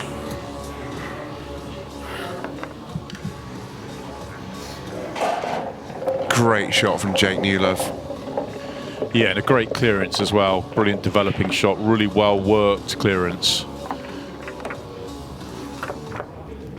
Been incredibly impressed with Jake so far in this match. I really have. Mistakes he's made in frames 2, 3 and 4 I thought might get to him and might frustrate him, and we might see some of his, you know, I said at the start of the match, he can get a little bit hot-headed out there, but none of it. He stayed calm, he showed nothing, no reaction at the table, waited for his next opportunity, and now you feel he has the match in his control, especially if he can make a ball here. Shaun Storry has made comebacks against the shot clock before. He's made some brilliant comebacks against the shot clock before. He might need another one. That's maybe Jake's best break. What a time to hit it. What a time to hit it. If he can clear here, he will go very close to putting Shaun Storry out of contention. Yellow balls in play. And it's a good chance. This is actually an easier chance than the previous clearance, which he did make. Still a little bit bitty and a little bit awkward, but he made the last clearance look so easy. We'll know a lot more after this next cannon. Not easy to land on your next ball. Oh, he's controlled that well. It was so easy to knock that yellow onto the red and leave yourself nothing.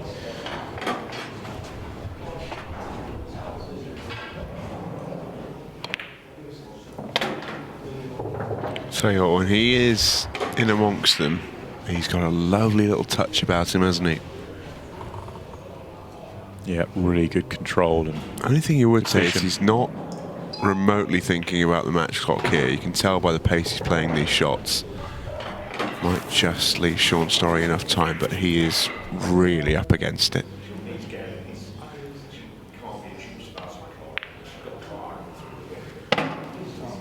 Great clearance this from Jake Dylan-Newlove. This will take him 3 frames clear. And see, really not worried about the clock. Every second counts. Shaun Storry knows that better than most. He'll be grateful for that. Clock stops, 2:52 I think is left on it. It's not a lot of time. Shaun Storry knows that. He's probably going to need a golden break. He has made them before, he may need them again. yeah, I can't see him winning this or getting back to 6-6 without at least one golden break. But he's also going to need not just a golden break, but he's going to need Jake to break dry and with a big open split. We have seen, you've already mentioned it, Shaun, with some big turnarounds, but I think the one we were talking about, the 4-1 down to Simon Fitzsimmons in the Super Series, he had 8 minutes on the clock. 6-3 down with 2 minutes 51 is a whole new ball game. At least needs a ball, probably needs the 8 ball. Oh, it was going in as well. He can't believe it. He can't believe it. That's incredible. I thought that was in all the way. Yellow just got in the way. And he That's just sickener, isn't it? Yeah, not just not making the 8 ball, he also comes up dry. And this is where, especially with that 8 ball being where it is, this is where, if you're Jake here, this is where you want to be using your clock. This is where you absolutely clock manage. Although having said that, 3 frames is surely too big an ask from here, even without that clock management from Jake. It's a long, long way back. This game is done, really. 6-3. And for Jake Newlove, what a performance. What a victory, taking out Shaun Storry. Shaun, it'll be a case of what if. He's had his chances in this match, and that will frustrate him. He's not had many easy chances. I think most of the balls he's missed have been very difficult, and they've been complicated little plant shots or billiard shots, but he had his chances nevertheless. Jake Dylan-Newlove, he's just starting to heat up, you feel, and this could be a brilliant final. Yeah, it could be. He's really looking nice out there, isn't he? Lovely little shot just to open up the 8 ball.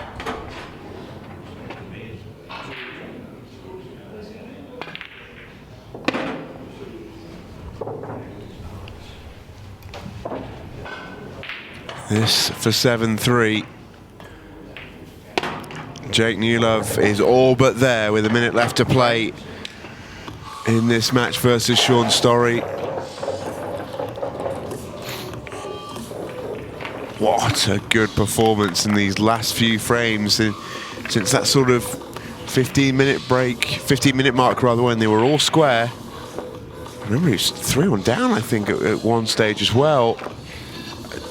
Phenomenal comeback. Yeah, brilliant comeback, and the way he was able just to keep his head out there, just stay controlled. He made 3 mistakes to lose 3 consecutive frames to go 3-1 behind, but then from there he's been brilliant. And once he got back to 3-3, Shaun let him off the hook. Shaun looked like he was going to go 4-3 ahead. That counter clearance was brilliant, but since then it's been just all about Jake. He's just made 3 or 4 brilliant finishes on the trot.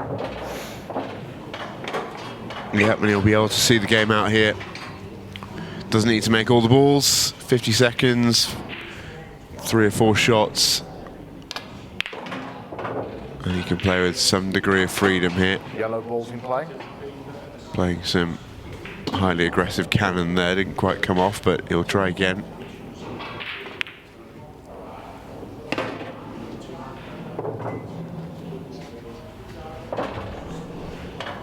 Doesn't need to worry about the finish, just use the clock.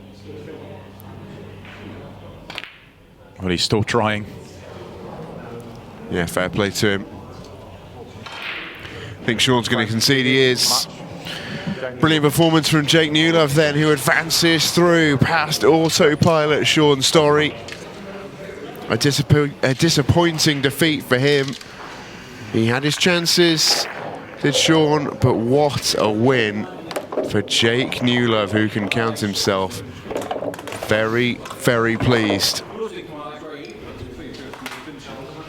This is the story of the match, and it's all about, for me, Simon, those 2 break dishes and the 1 reverse dish. Those were the moments where the match went from being very even to being taken away. Yeah, I think, and 2 of those finishes from the break came out at the end.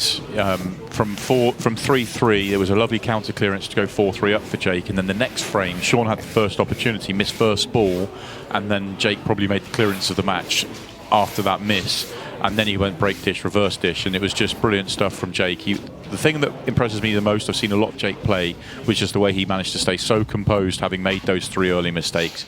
Didn't allow it to affect him, just waited for his next opportunity, got himself back in the match, and when the opportunity came, he pounced and he played some great pool. Yeah, didn't he just? What a brilliant performance from Jake Newlove then, who advances into tonight's final. It is set. It's Newlove versus Waddingham, and it's live when we return.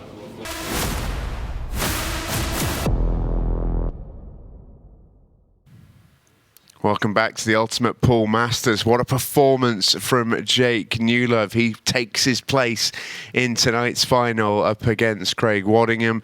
That was a superb play from Jake Newlove, Simon. We thought it was a very even match up until about the midway point, and then the Butcher just ran away with it. He did, yeah. I thought Shaun was going to win the match because of the way he got up. You know, he was 3-1 up, and it looked like that Jake was making some mistakes, but I think then once he got back tight, Shaun chased a couple of finishes that perhaps weren't there, and then, you know, Jake was just brilliant. He played fantastic and showcased what he can do, and, you know, was a very worthy winner in the end. Yeah, let's take a look at what Jake had to say as we caught up with him in the break. Here's what he had to say after that big win.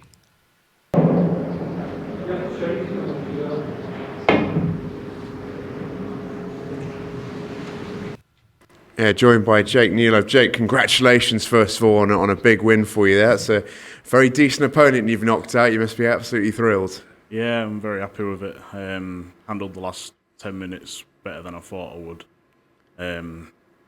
He had a bit of bad run with his brakes, not leaving himself. Managed to take advantage, really. And a bit of a slow start from yourself. We saw that with Craig as well in the first match. But once you seem to get going, you seem to be potting and finding the plays really, really nicely. Yeah, it was just getting into the rhythm, really. Not much TV experience, if any, really. So just getting better and better and more accustomed to it. And you've got a match now against Craig Waddingham for a place in the last 16. You looking forward to it? Played him before? Yeah, I've got a bad record against Craig. I'm hoping to do a little better this time.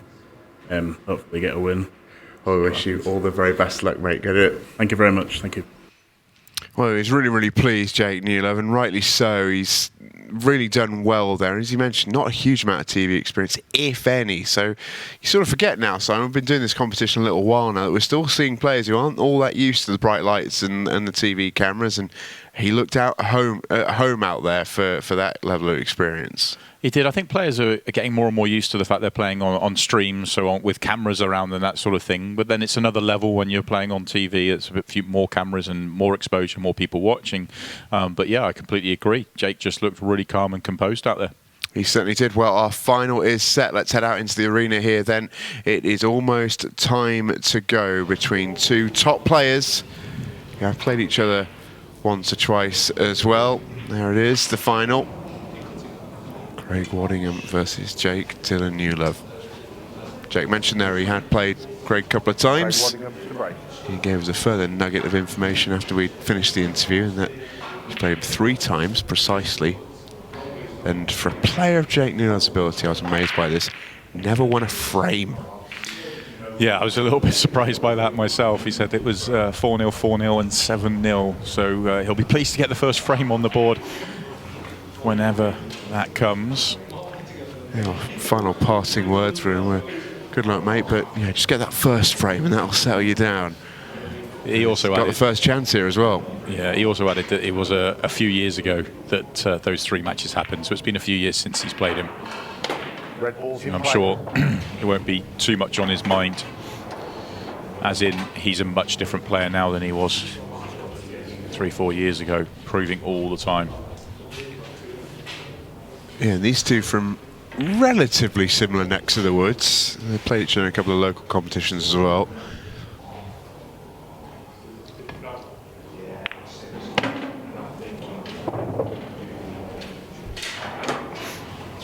Looks a tricky-ish clearance on the left-hand side, but we saw the way that Jake finished that previous match. He was taking out clearances that looked just like this and making them look really simple. Left himself a tough tester early in this match, though. He swung down the right-hand side.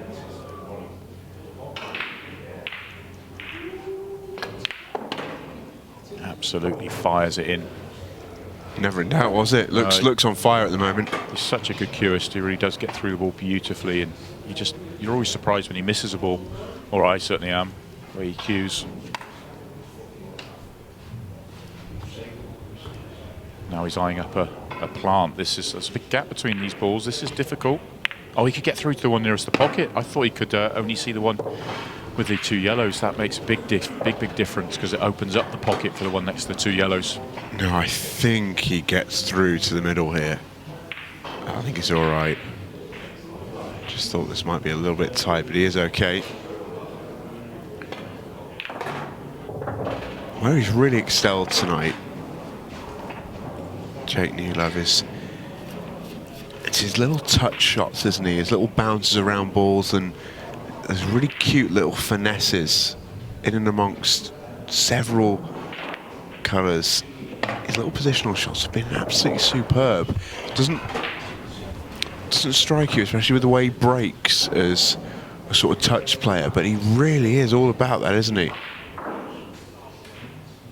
Yeah, we've seen some brilliant little touches from him tonight. You know, the way he's been floating it around, little soft cannons, and the way he's controlled the cue ball.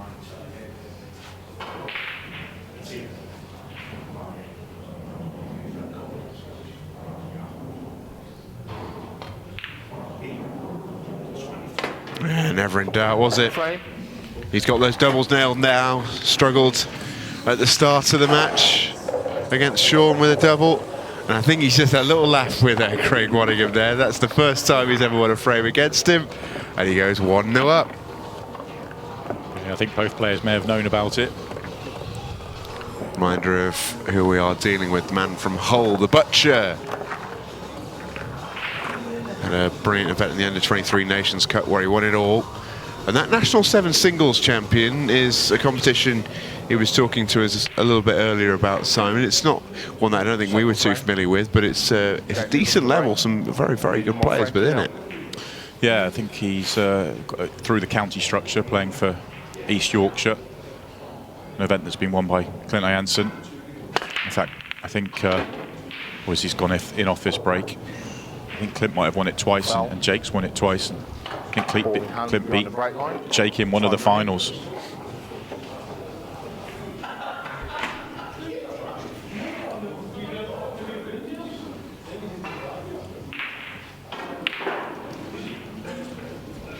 Just caught that break about a little bit thin. He broke really well in his match against Shaun. Gave himself lots of opportunities. I think there was only one break where he didn't make a ball and give himself a chance. And that was, for me, his worst break of the night so far.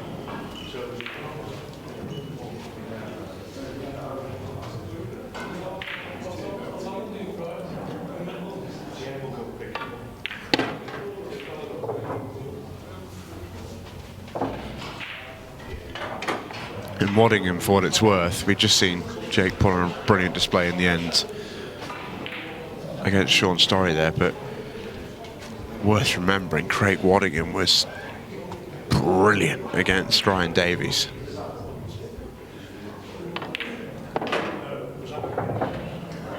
Yeah, Craig was just as impressive as Jake was.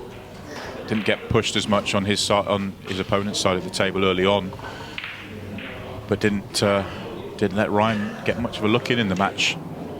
Played at such a high level, took out 3 finishes from the break, but also played the right shots at the right time. So when he had to play a safety shot or wait for the right opportunity, he did. And then when he got it, he took it out. There was only one frame where we could say he made any mistakes at all. He used a spider in that first frame. Rest in the second.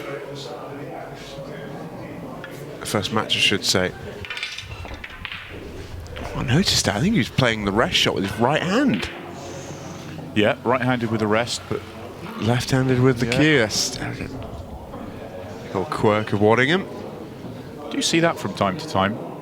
Sort of trait of cue sports. It's strange how it works, isn't it? But all he's managed to do with a couple of reds that he's managed to get off the table is open up these yellows, and from everything we've seen from Jake so far, would be majorly surprised if he doesn't make it 2-0 very quickly here. Really just one shot that could go wrong when he pots these two at the bottom of the table and then travels up the table. Just needs to leave himself a nice angle to be able to go through a gap.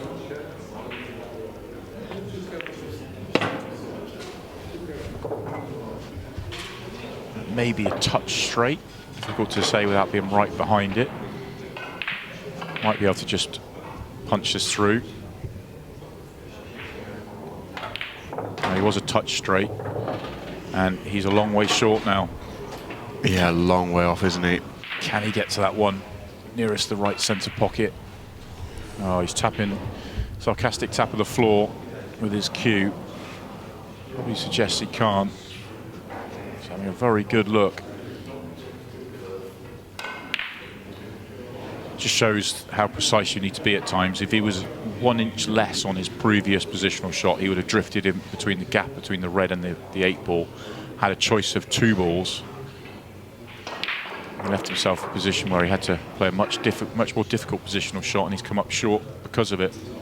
For me, the only real surprise is he's come up so far short, because he could have been long and been fine. Tried the long double, not to be. Well, he talked all through the last match, and especially at the start of this one, about how well he's done with those little touches, the little cute positional shots. That's the first time really in a little while it's let him down. It will probably end up costing him the frame hit. That's the level.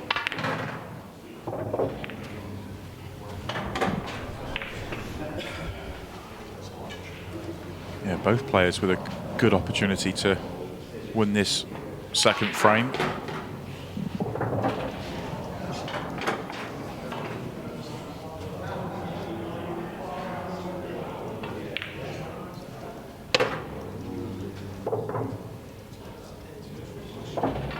There's going to be no mistakes from Craig on his second opportunity. Never was going to be, was there? No. Frame. Easily down for Craig Waddingham. Here's the man from Scunthorpe, former world runner-up, former world master and a Premier League champion as well. A CV as good as any and a really well-respected pro as well. Top player at home at this level of competition.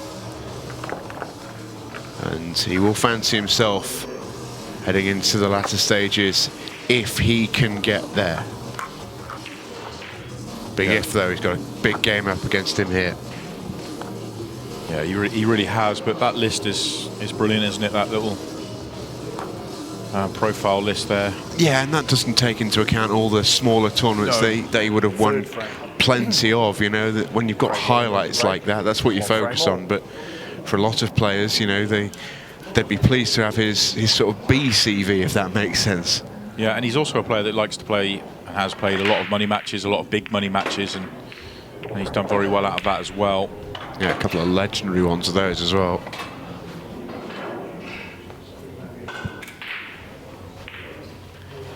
He's got a good break as Craig Wadd. He's made a ball here. What's he seeing though? Because the top left of the table, at least at first glance, is a little bit tricky. Well, he might need to just nudge this red to nudge the yellow on with his first shot. Just a little nudge. Yellow ball's in play.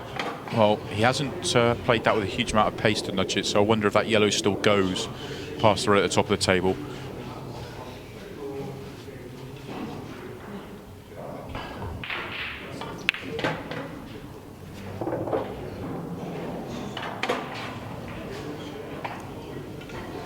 I just think the way he played that first shot tells me this yellow probably does have enough room to go.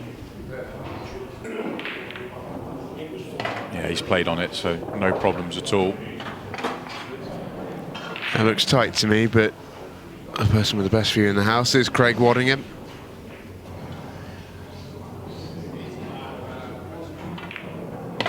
There it goes. Since we won't see too many mistakes tonight in this one. Both players playing really, really well.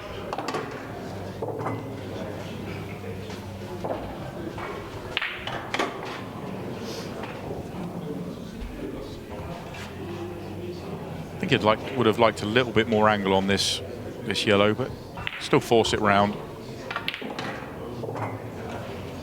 Nice shorter pace. It's a very thin cut back to the centre, and it's a very awkward cut back to the corner. And that was all about that previous positional shot. If he had more angle on that on the last ball, then it would have been so easy to land on the 8 ball. Ah, never in doubt. Too good. 2-1. He's made the difficult here look very, very easy. This was a tough 8 ball.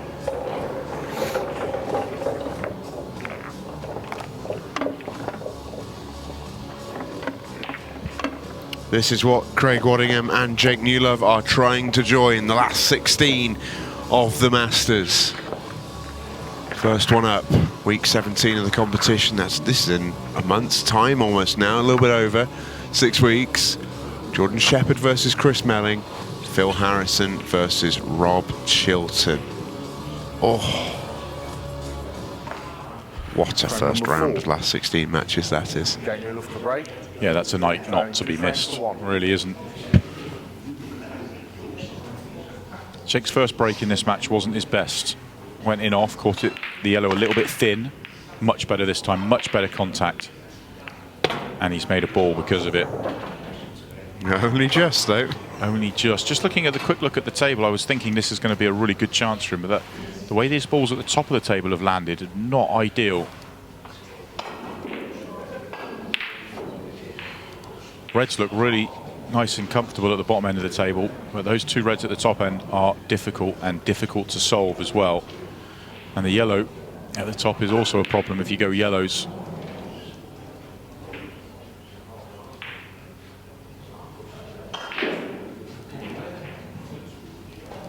It's also one of those layouts that you could easily get yourself 2, 3, 4 balls into before you realise you're not going to be able to solve that problem, and then you've just made the game potentially easy for your opponent. Red ball's in play. Well, Reds is his choice.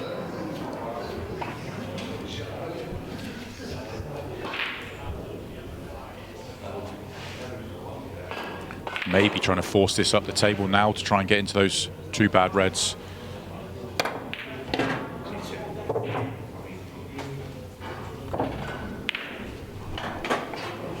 Well, this is a good choice, I think, from Jake. Absolutely no intention of trying to develop those balls. Was just trying to get rid of the yellow at the top of the table by playing that plant whilst leaving it snookered. Really like that choice. That's great little vision from Jake. Knows he's leaving nothing for Craig to go at.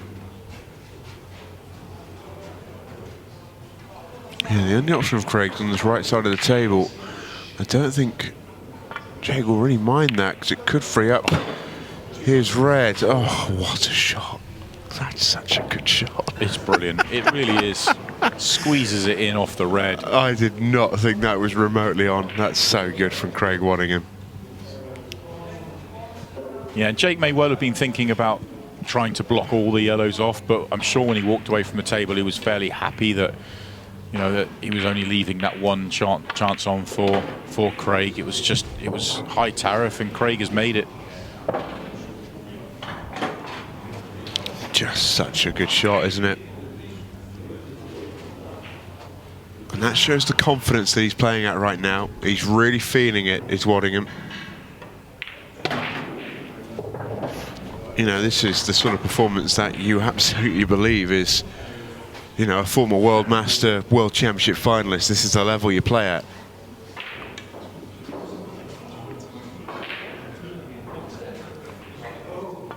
Since he got his eye in, he had a bit of a slow start in that first match. But since he got going, hasn't he been near faultless? Yeah, and you can tell by the way he walks around the table as well. He almost has a sort of real bounce in his step, a real like air of confidence about the way he plays as well. Yeah, he's got an aura, hasn't he? Yeah. If there's shade too much angle on this, I think he can just drop it in and hold the cue ball. Would have rather been a bit straighter, but no problems at all.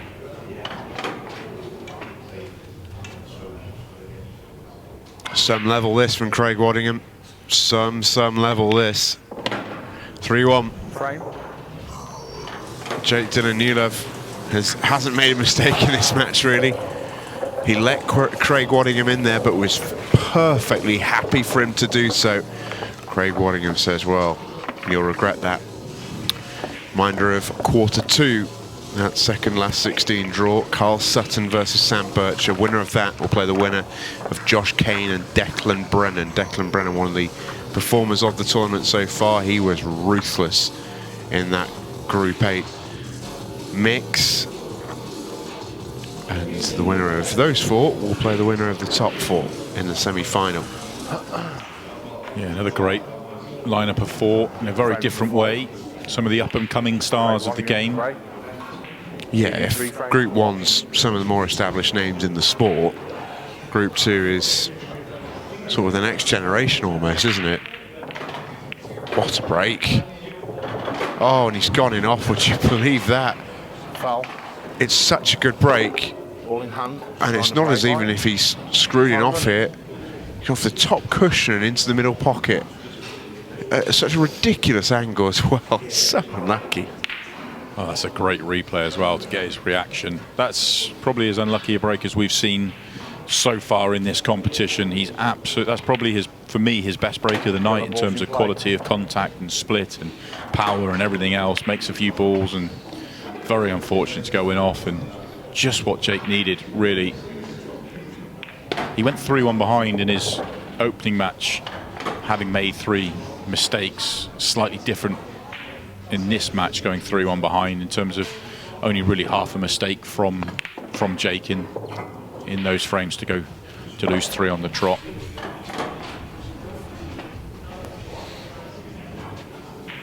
Slightly loose positional shot to leave himself close to the cushion here. Just means the next positional shot cue ball could get away from him, but controlled it well.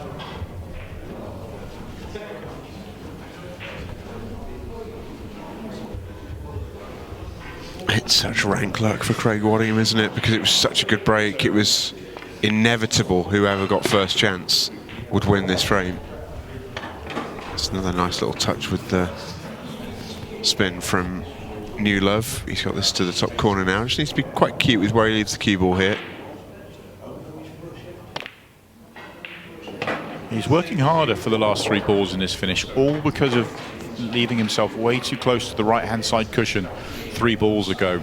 If he was a foot off the cushion, it was going to be 4 drop-in pots. But this 8 ball, oh, and he's miscued. Wow. I was about to say this 8 ball will get the job done anyway, but this is a really poor miscue from Jake.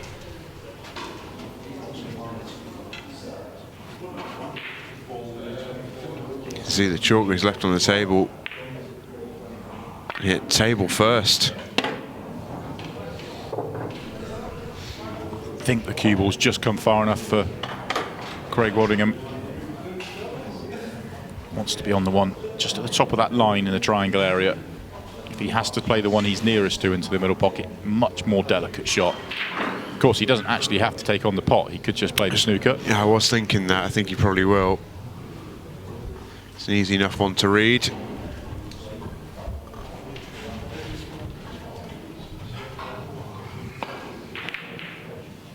That's what I was so impressed with from Craig in his first match, was he didn't chase it. Yeah, he plays the percentages, doesn't he? He's just bulletproof in that sense. Just makes the right decision all the time. Because he's in full flow out there at the moment. The way he finished that first match, the way he started this match, he's absolutely in full flow. Yeah, if some players, if they're playing that well, they'd be just potting everything that they see and just feel that they're invincible. But he's got enough skin in the game, he's experienced enough to know that those chances don't always necessarily come, and he's sensible enough to take them at their merit.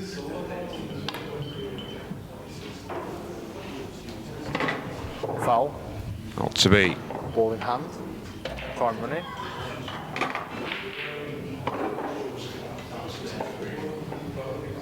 Oh, that miscue from Jake could be a huge moment in this match when we look back at it at the end. That's definitely one to remember. 3-2 or 4-1 is absolutely massive.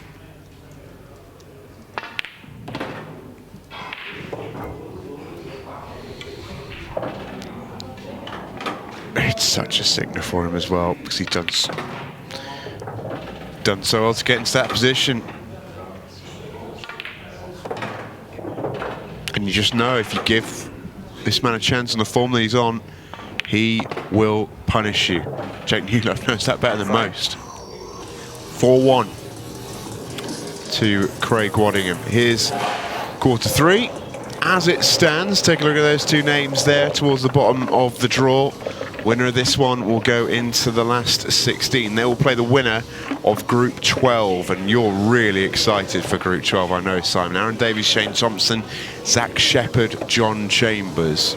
Really looking forward to week 12. Yeah, I've been talking about this one for a while. We know everything about Aaron Davies. We've seen a lot of him here on Free Sports. We saw a bit of a glimpse of Shane in the last event. Tough group he was drawn in with Michael Hill, but Shane is a top player, and that's a very even match there. But the match below there, I'm really looking forward to seeing John Chambers come into the tournament. We've not seen a huge amount of him on Free Sports, but a great character in the game and a great player as well, up against Zach Shepherd. who we've seen play the last couple of competitions. Oh, I really thought that cue ball was home. Because that's how this game works. When you watch enough of it, that's what you expect, isn't it? When it rains, it pours sort of thing. It would have been very unlucky for Jake to go in off here, but I think he was expecting it to go down. In the end, he's made a ball. Cue ball's up on the table. These reds are there. Yeah, if he can make this red into the right centre pocket, then he has a chance on reds. He might have to make a difficult plant to the top right-hand corner or play a good positional shot at some point to get across to the right-hand side. He could play this one red to the bottom right corner as well.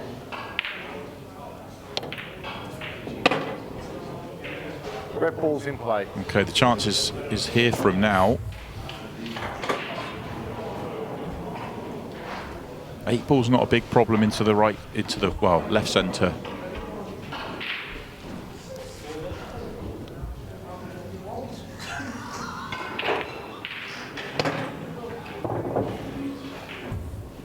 This may not be the greatest angle.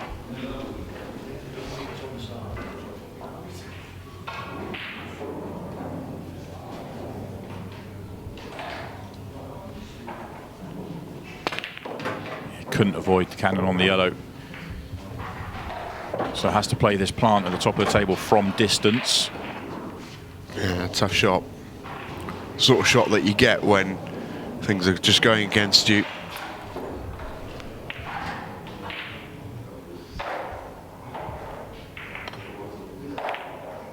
Oh, played that really well.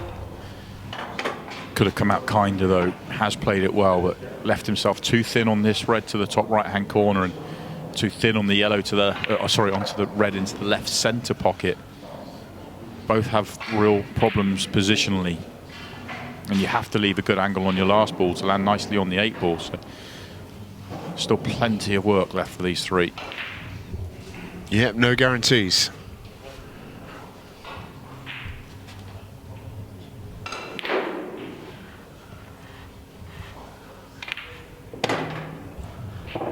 Needs to miss the 8 ball.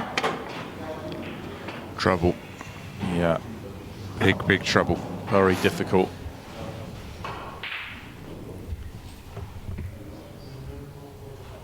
Potted himself into trouble once again, and not that difficult a hit on this red, but how do you keep it safe? Or ideally, how do you get it going towards a pocket and give yourself some sort of shot, because you're going to get outplayed tactically even if you don't leave much on after this shot, all in Craig's favour.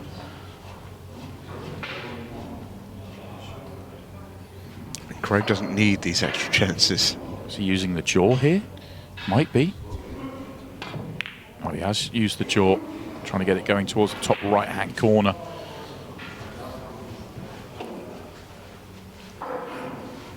Hard to judge, really hard to judge using the jaw. Yeah, it's a pretty good shot, that actually, but yeah, almost an impossible shot to pot. Yeah, once again, he plays rather than chasing a finish that we would have expected him to make, but could have been missed. He's played the developing shot on snooker, waiting for a better opportunity. The percentage shot.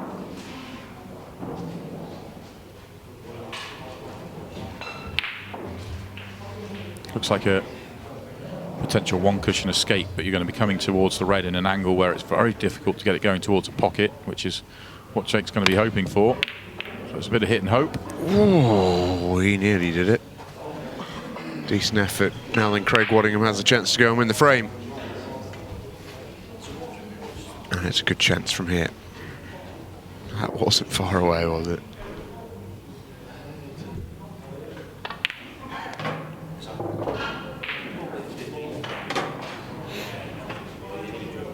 Tough school out there. We said this about Ryan Davies in the first match. And Jake has been on the receiving end of a few beatings from Craig Waddingham down the years. He knows what this is like, but he needs to stick in it. This match is far from over just yet. Even at 5-1, still a long way to go in it. Still going to be well over 20 minutes. And the way Jake's playing, he's not playing badly at all. He's right in this game. Issue is if he's going to get the chance, because it doesn't look like Craig's going to give him any. Yeah, he's going to have to start taking them from the first visit. He's going to have to start making a few more balls, or continue to give himself the good chances he's given himself off the break, but also get a couple more off Craig's. And I'd say it's been a pretty even match in terms of who's had first chances. It's just Jake's not made the most of his when they've come along, and Craig has.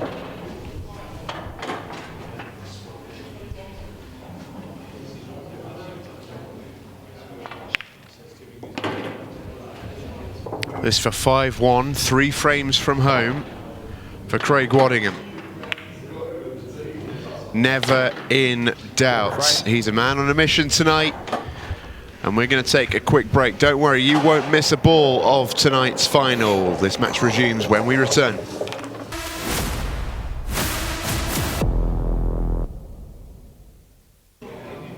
Welcome back. Ultimate Pool, the Masters. That man there is in prime position to take his place in the last 16. Craig Waddingham is 5-1 up on Jake Newlove, who has done precious little wrong to find himself in that scenario. He's had a little bit of bad luck. He's had a little bit of a chase and a difficult finish. But other than that, has pretty much done all he can. Craig Waddingham has been faultless.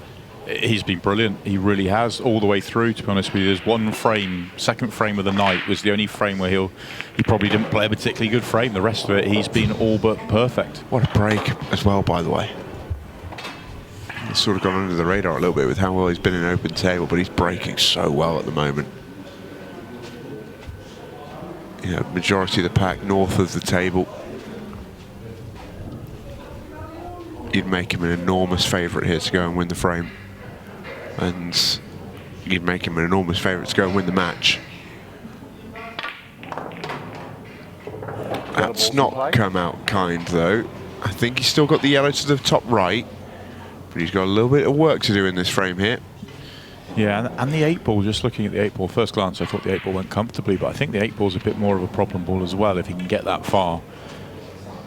Well, the fact that he's coming round to have a look at the yellow next to the 8-ball tells me that he's fairly confident and comfortable with the way these yellows have spread out at the top of the table. Yeah, once he takes one of the two together, it opens up the other one. So all his attention is already on his last yellow and the 8-ball.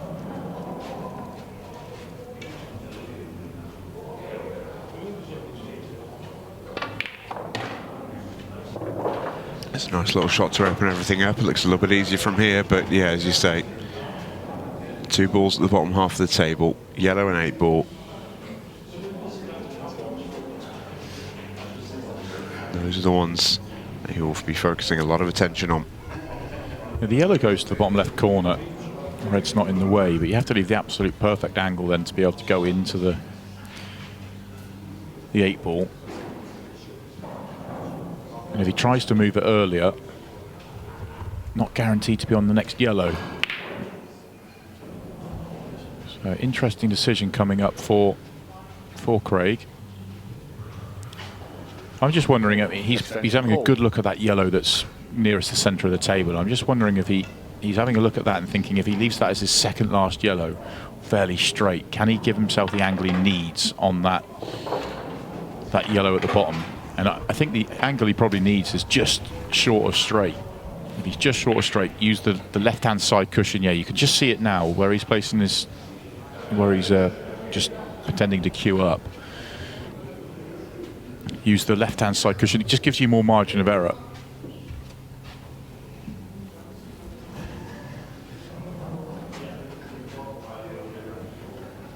You know he needs to be precise when he takes this amount of time. He's already looked at where he wants to be for the shot onto the 8-ball 3 or 4 times before this, and here he goes. He has another look now. So he wants to roll it through, maybe an inch, 2 at most.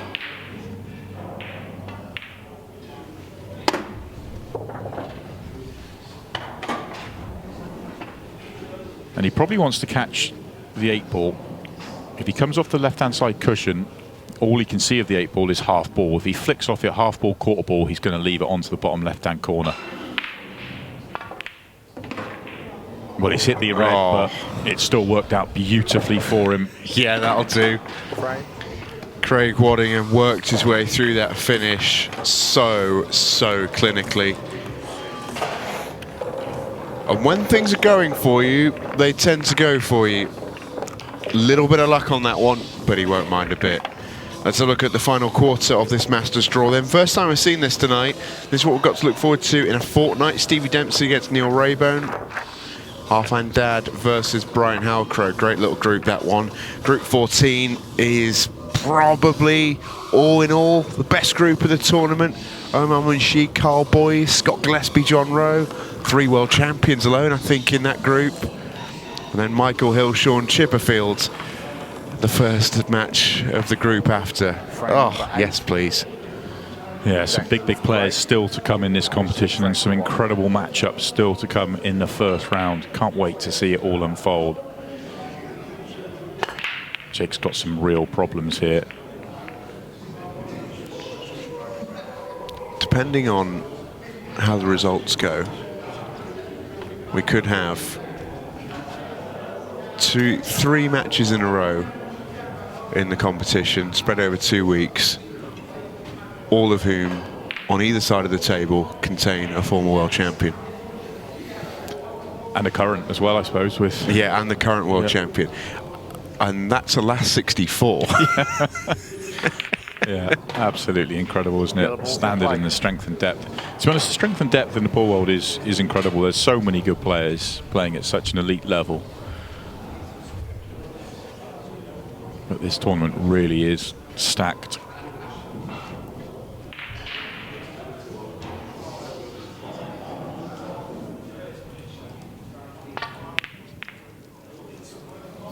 Well, a miss, a rare miss from Craig.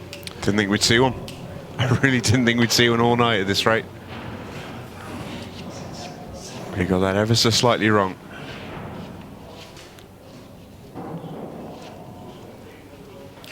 Was a difficult plant, and it's a plant that he wanted to actually make on the straight side of the pocket. He was trying to be quite precise there because he didn't want the yellow that he was hitting to go away and weld itself to that red at that area of the table, because it would have left it really awkward. So he was trying to be more precise than if he was just trying to make the pot. But he hasn't left a very inviting table for Jake, who's been sat out ever since that miscue in frame 5. Yeah. Next chance at the table, and it's a horrible one. That's what you get when the sort of match is going against you. You said earlier, it tends to go this way. It doesn't tend to rain, it tends to pour. Yeah, and he's not landed here. Still got 2 real bad problem balls, and he's on nothing.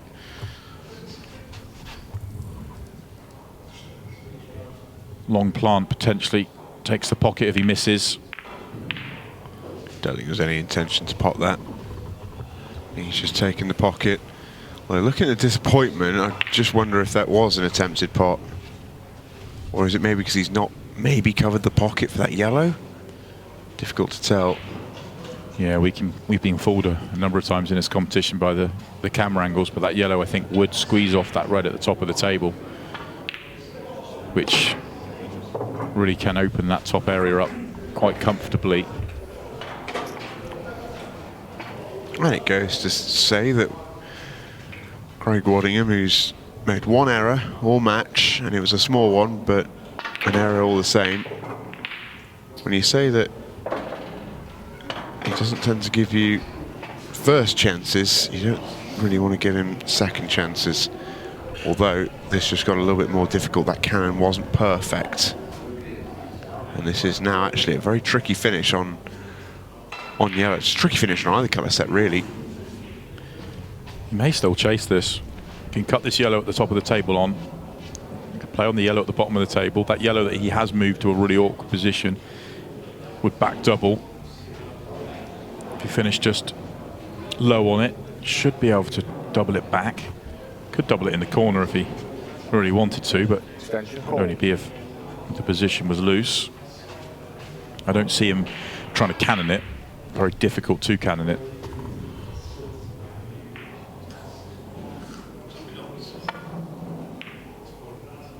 He is chasing. It's a great pot.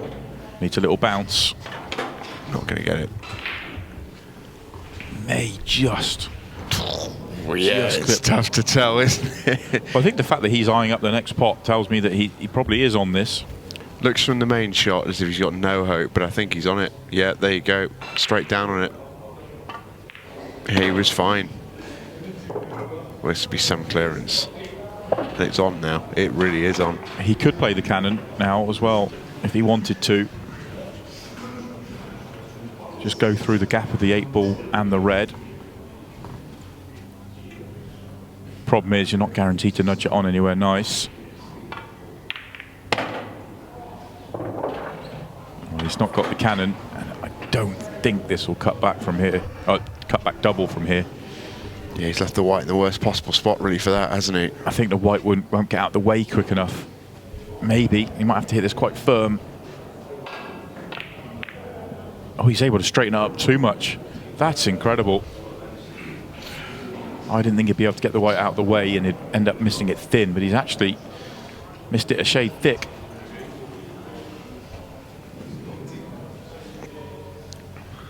Jake with the sensible option and plays a pretty devilish looking snooker.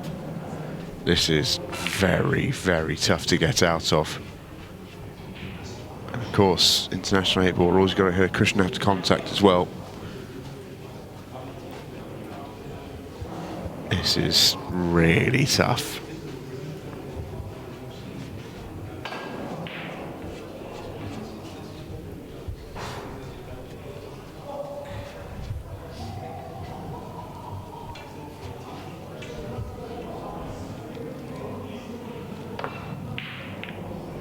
It's a good hit. That's a brilliant shot, just hits it. It really is. You know, Jake will probably go and win the frame now, but that's such a good shot just to hit that. Yeah, Jake really should win the frame. He may not clear up from this moment. He could if he wanted to, but he'd have to play a cannon. He could just play another snooker if he wants to. Depends on the mood. I think the choice in terms of the situation of the match is you absolutely have to chase it. And he has. He's got the cannon he needed straight away. Because we are still in the 45-second shot portion of the match. If he had played another snooker there, just gives Craig another opportunity to use 45 seconds on a shot. And at 6-1 behind, you need every single second to be able to give yourself enough time to get back in this match. You still have to believe and think that way. Yeah, absolutely. Totally agree. Looks a little bit straight here. Can he just punch it across? No, having to screw around 3 cushions. Good shot. Yeah, that's queuing.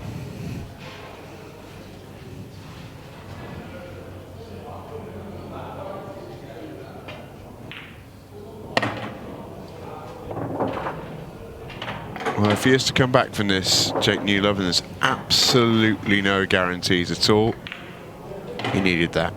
6-2, 4 frames behind, 10:50 remaining. There is time for that.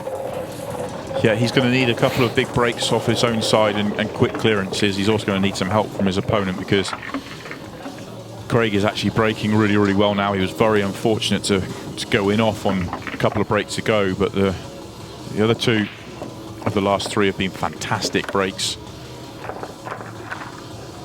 And it is going to be Craig's break next.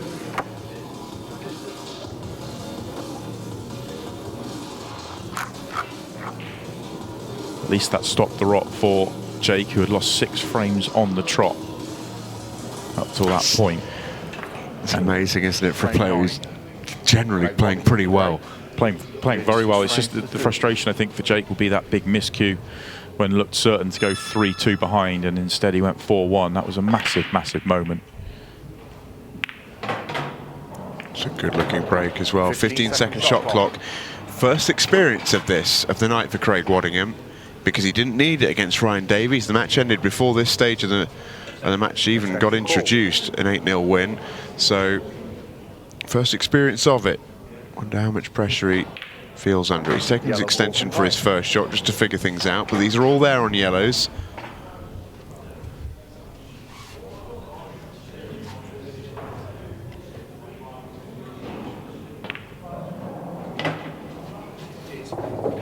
That's a lovely little shot, isn't it?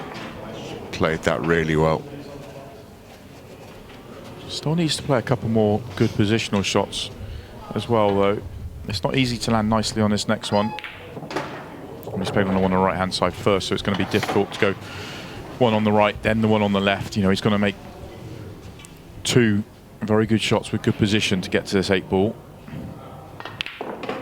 There's the first. I couldn't put it by his hand better than that. That's absolutely perfect. Yeah, hell of a shot. He's made the difficult look very easy there. This was not an easy visit, really. He's taken it out really well. Superb.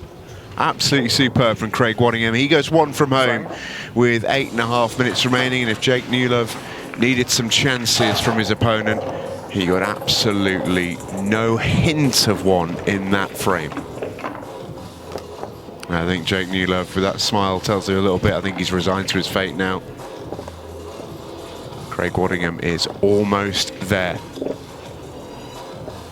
Yeah, another breaking dish for Craig. That one was excellent. He'll be up there for one of the performances of the tournament.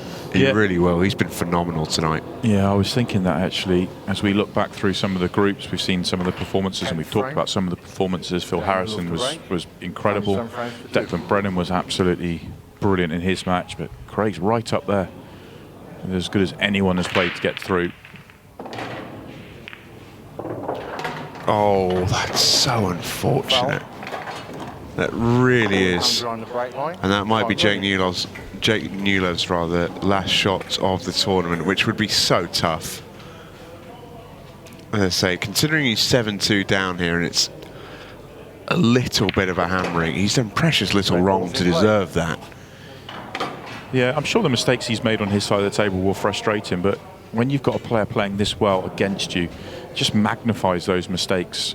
Yeah, he's made one real mistake that we can think of, that miss QA, but other than that, he's maybe had a couple of fouls off the break from memory, although I think Craig had 1 too, but not a huge amount otherwise.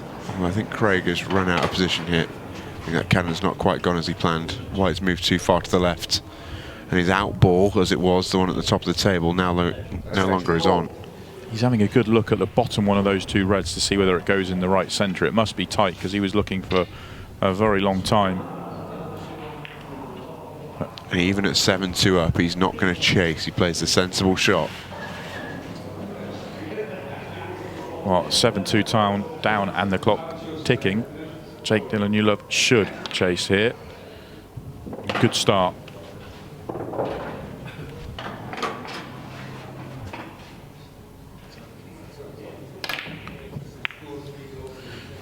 Looks rash. It really does look rash, but it's not. When you look at the layout of the rest of the table, that is the only ball that didn't go, and you're not going to land better on it than you are right now. And if that double goes in and he was close, then the rest of the table is laid out nicely for him. Unfortunately, the double was missed, and well, really should be his last shot in this match and the competition. Can't imagine that it's not going to be.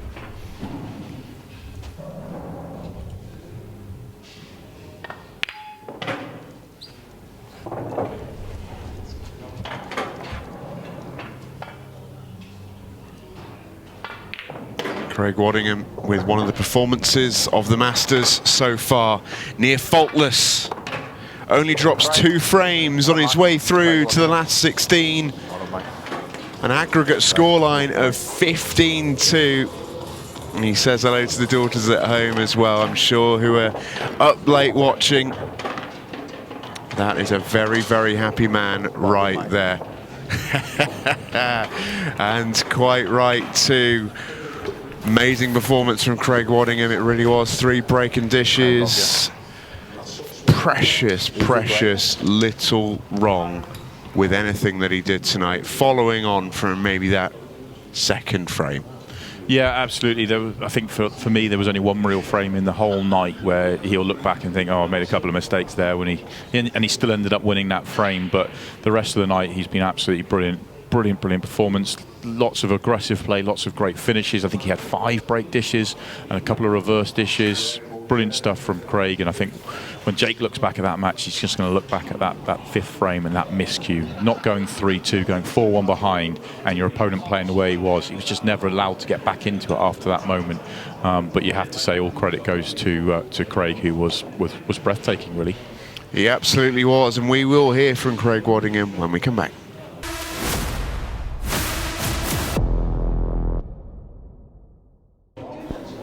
Welcome back to Ultimate Pool, the Masters. There is your Group 11 winner, Craig Waddingham. Absolutely superb tonight. Fantastic performance from him. I'm delighted to say he joins me now as well. Craig, that was about as good a performance as we've seen in this whole tournament. Have you even surprised yourself a bit there?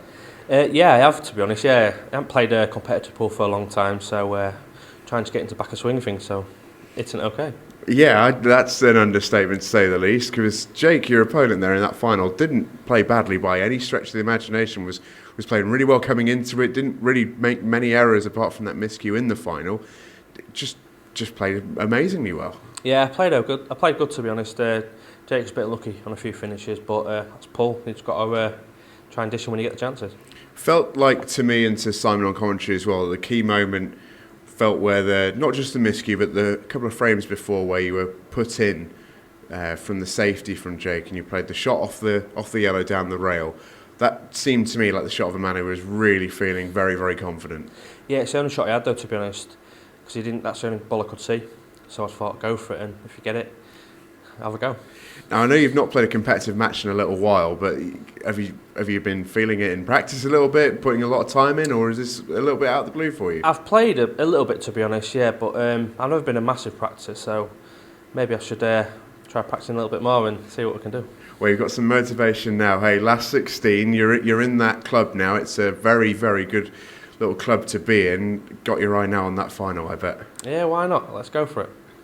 Sounds like a plan. I know you've been making some signals at the cameras all night as well. Who's that one for? Watching at home? For my girls, my little kids at home, so and my wife. So there you go. I'm sure they're absolutely buzzing, mate. Congratulations. Thank you, Simon. One of the best performances we've seen in this tournament, without a shadow of a doubt. Yeah, absolutely. For me, that was a bit of a statement performance there from Craig. Absolutely brilliant, almost from ball one all the way through the night. Punished all the mistakes that his opponents in those 2 matches made, and made a lot of finishes of his own break and a couple of the dry breaks he faced as well. So absolute massive performance from Craig, and he's going to take some stopping if he takes that form through this competition. Yeah, absolutely. And take a look at that draw as well. That's the name up in lights. He's got one of Aaron Davies, Shane Thompson, Zach Shepherd and John Chambers awaiting him in that last 16, and that group is coming up next week. We've talked about this group a lot. Aaron Shane in particular is a great tie, but it's that other match that you've had your eye on, I know, for a few weeks. You reckon that could be one of the matches of the round? Yeah, no, it's a match I've really been looking forward to. Just looking forward to seeing John Chambers come and play on Free Sports. We've not seen him on Free Sports before, but great character, great player, and he's up against a great player in Zach Shepherd, who we've seen plenty of over the last year or so here on Free Sports. So that's a great match, and another great group, a really nicely evenly poised group as well. So a tough group to call. But whoever comes through, we know they're going to have to play really well in the next round. Yeah, I should say. Fantastic performance then from Craig Waddingham. He books his place into the last 16. We've not got that many groups left until we're into that round of the competition. It is certainly starting to heat up. We're all done here for the week on Free Sports. We've loved having you with us. We will see you same time, same place next week as the Ultimate Pool Masters continues.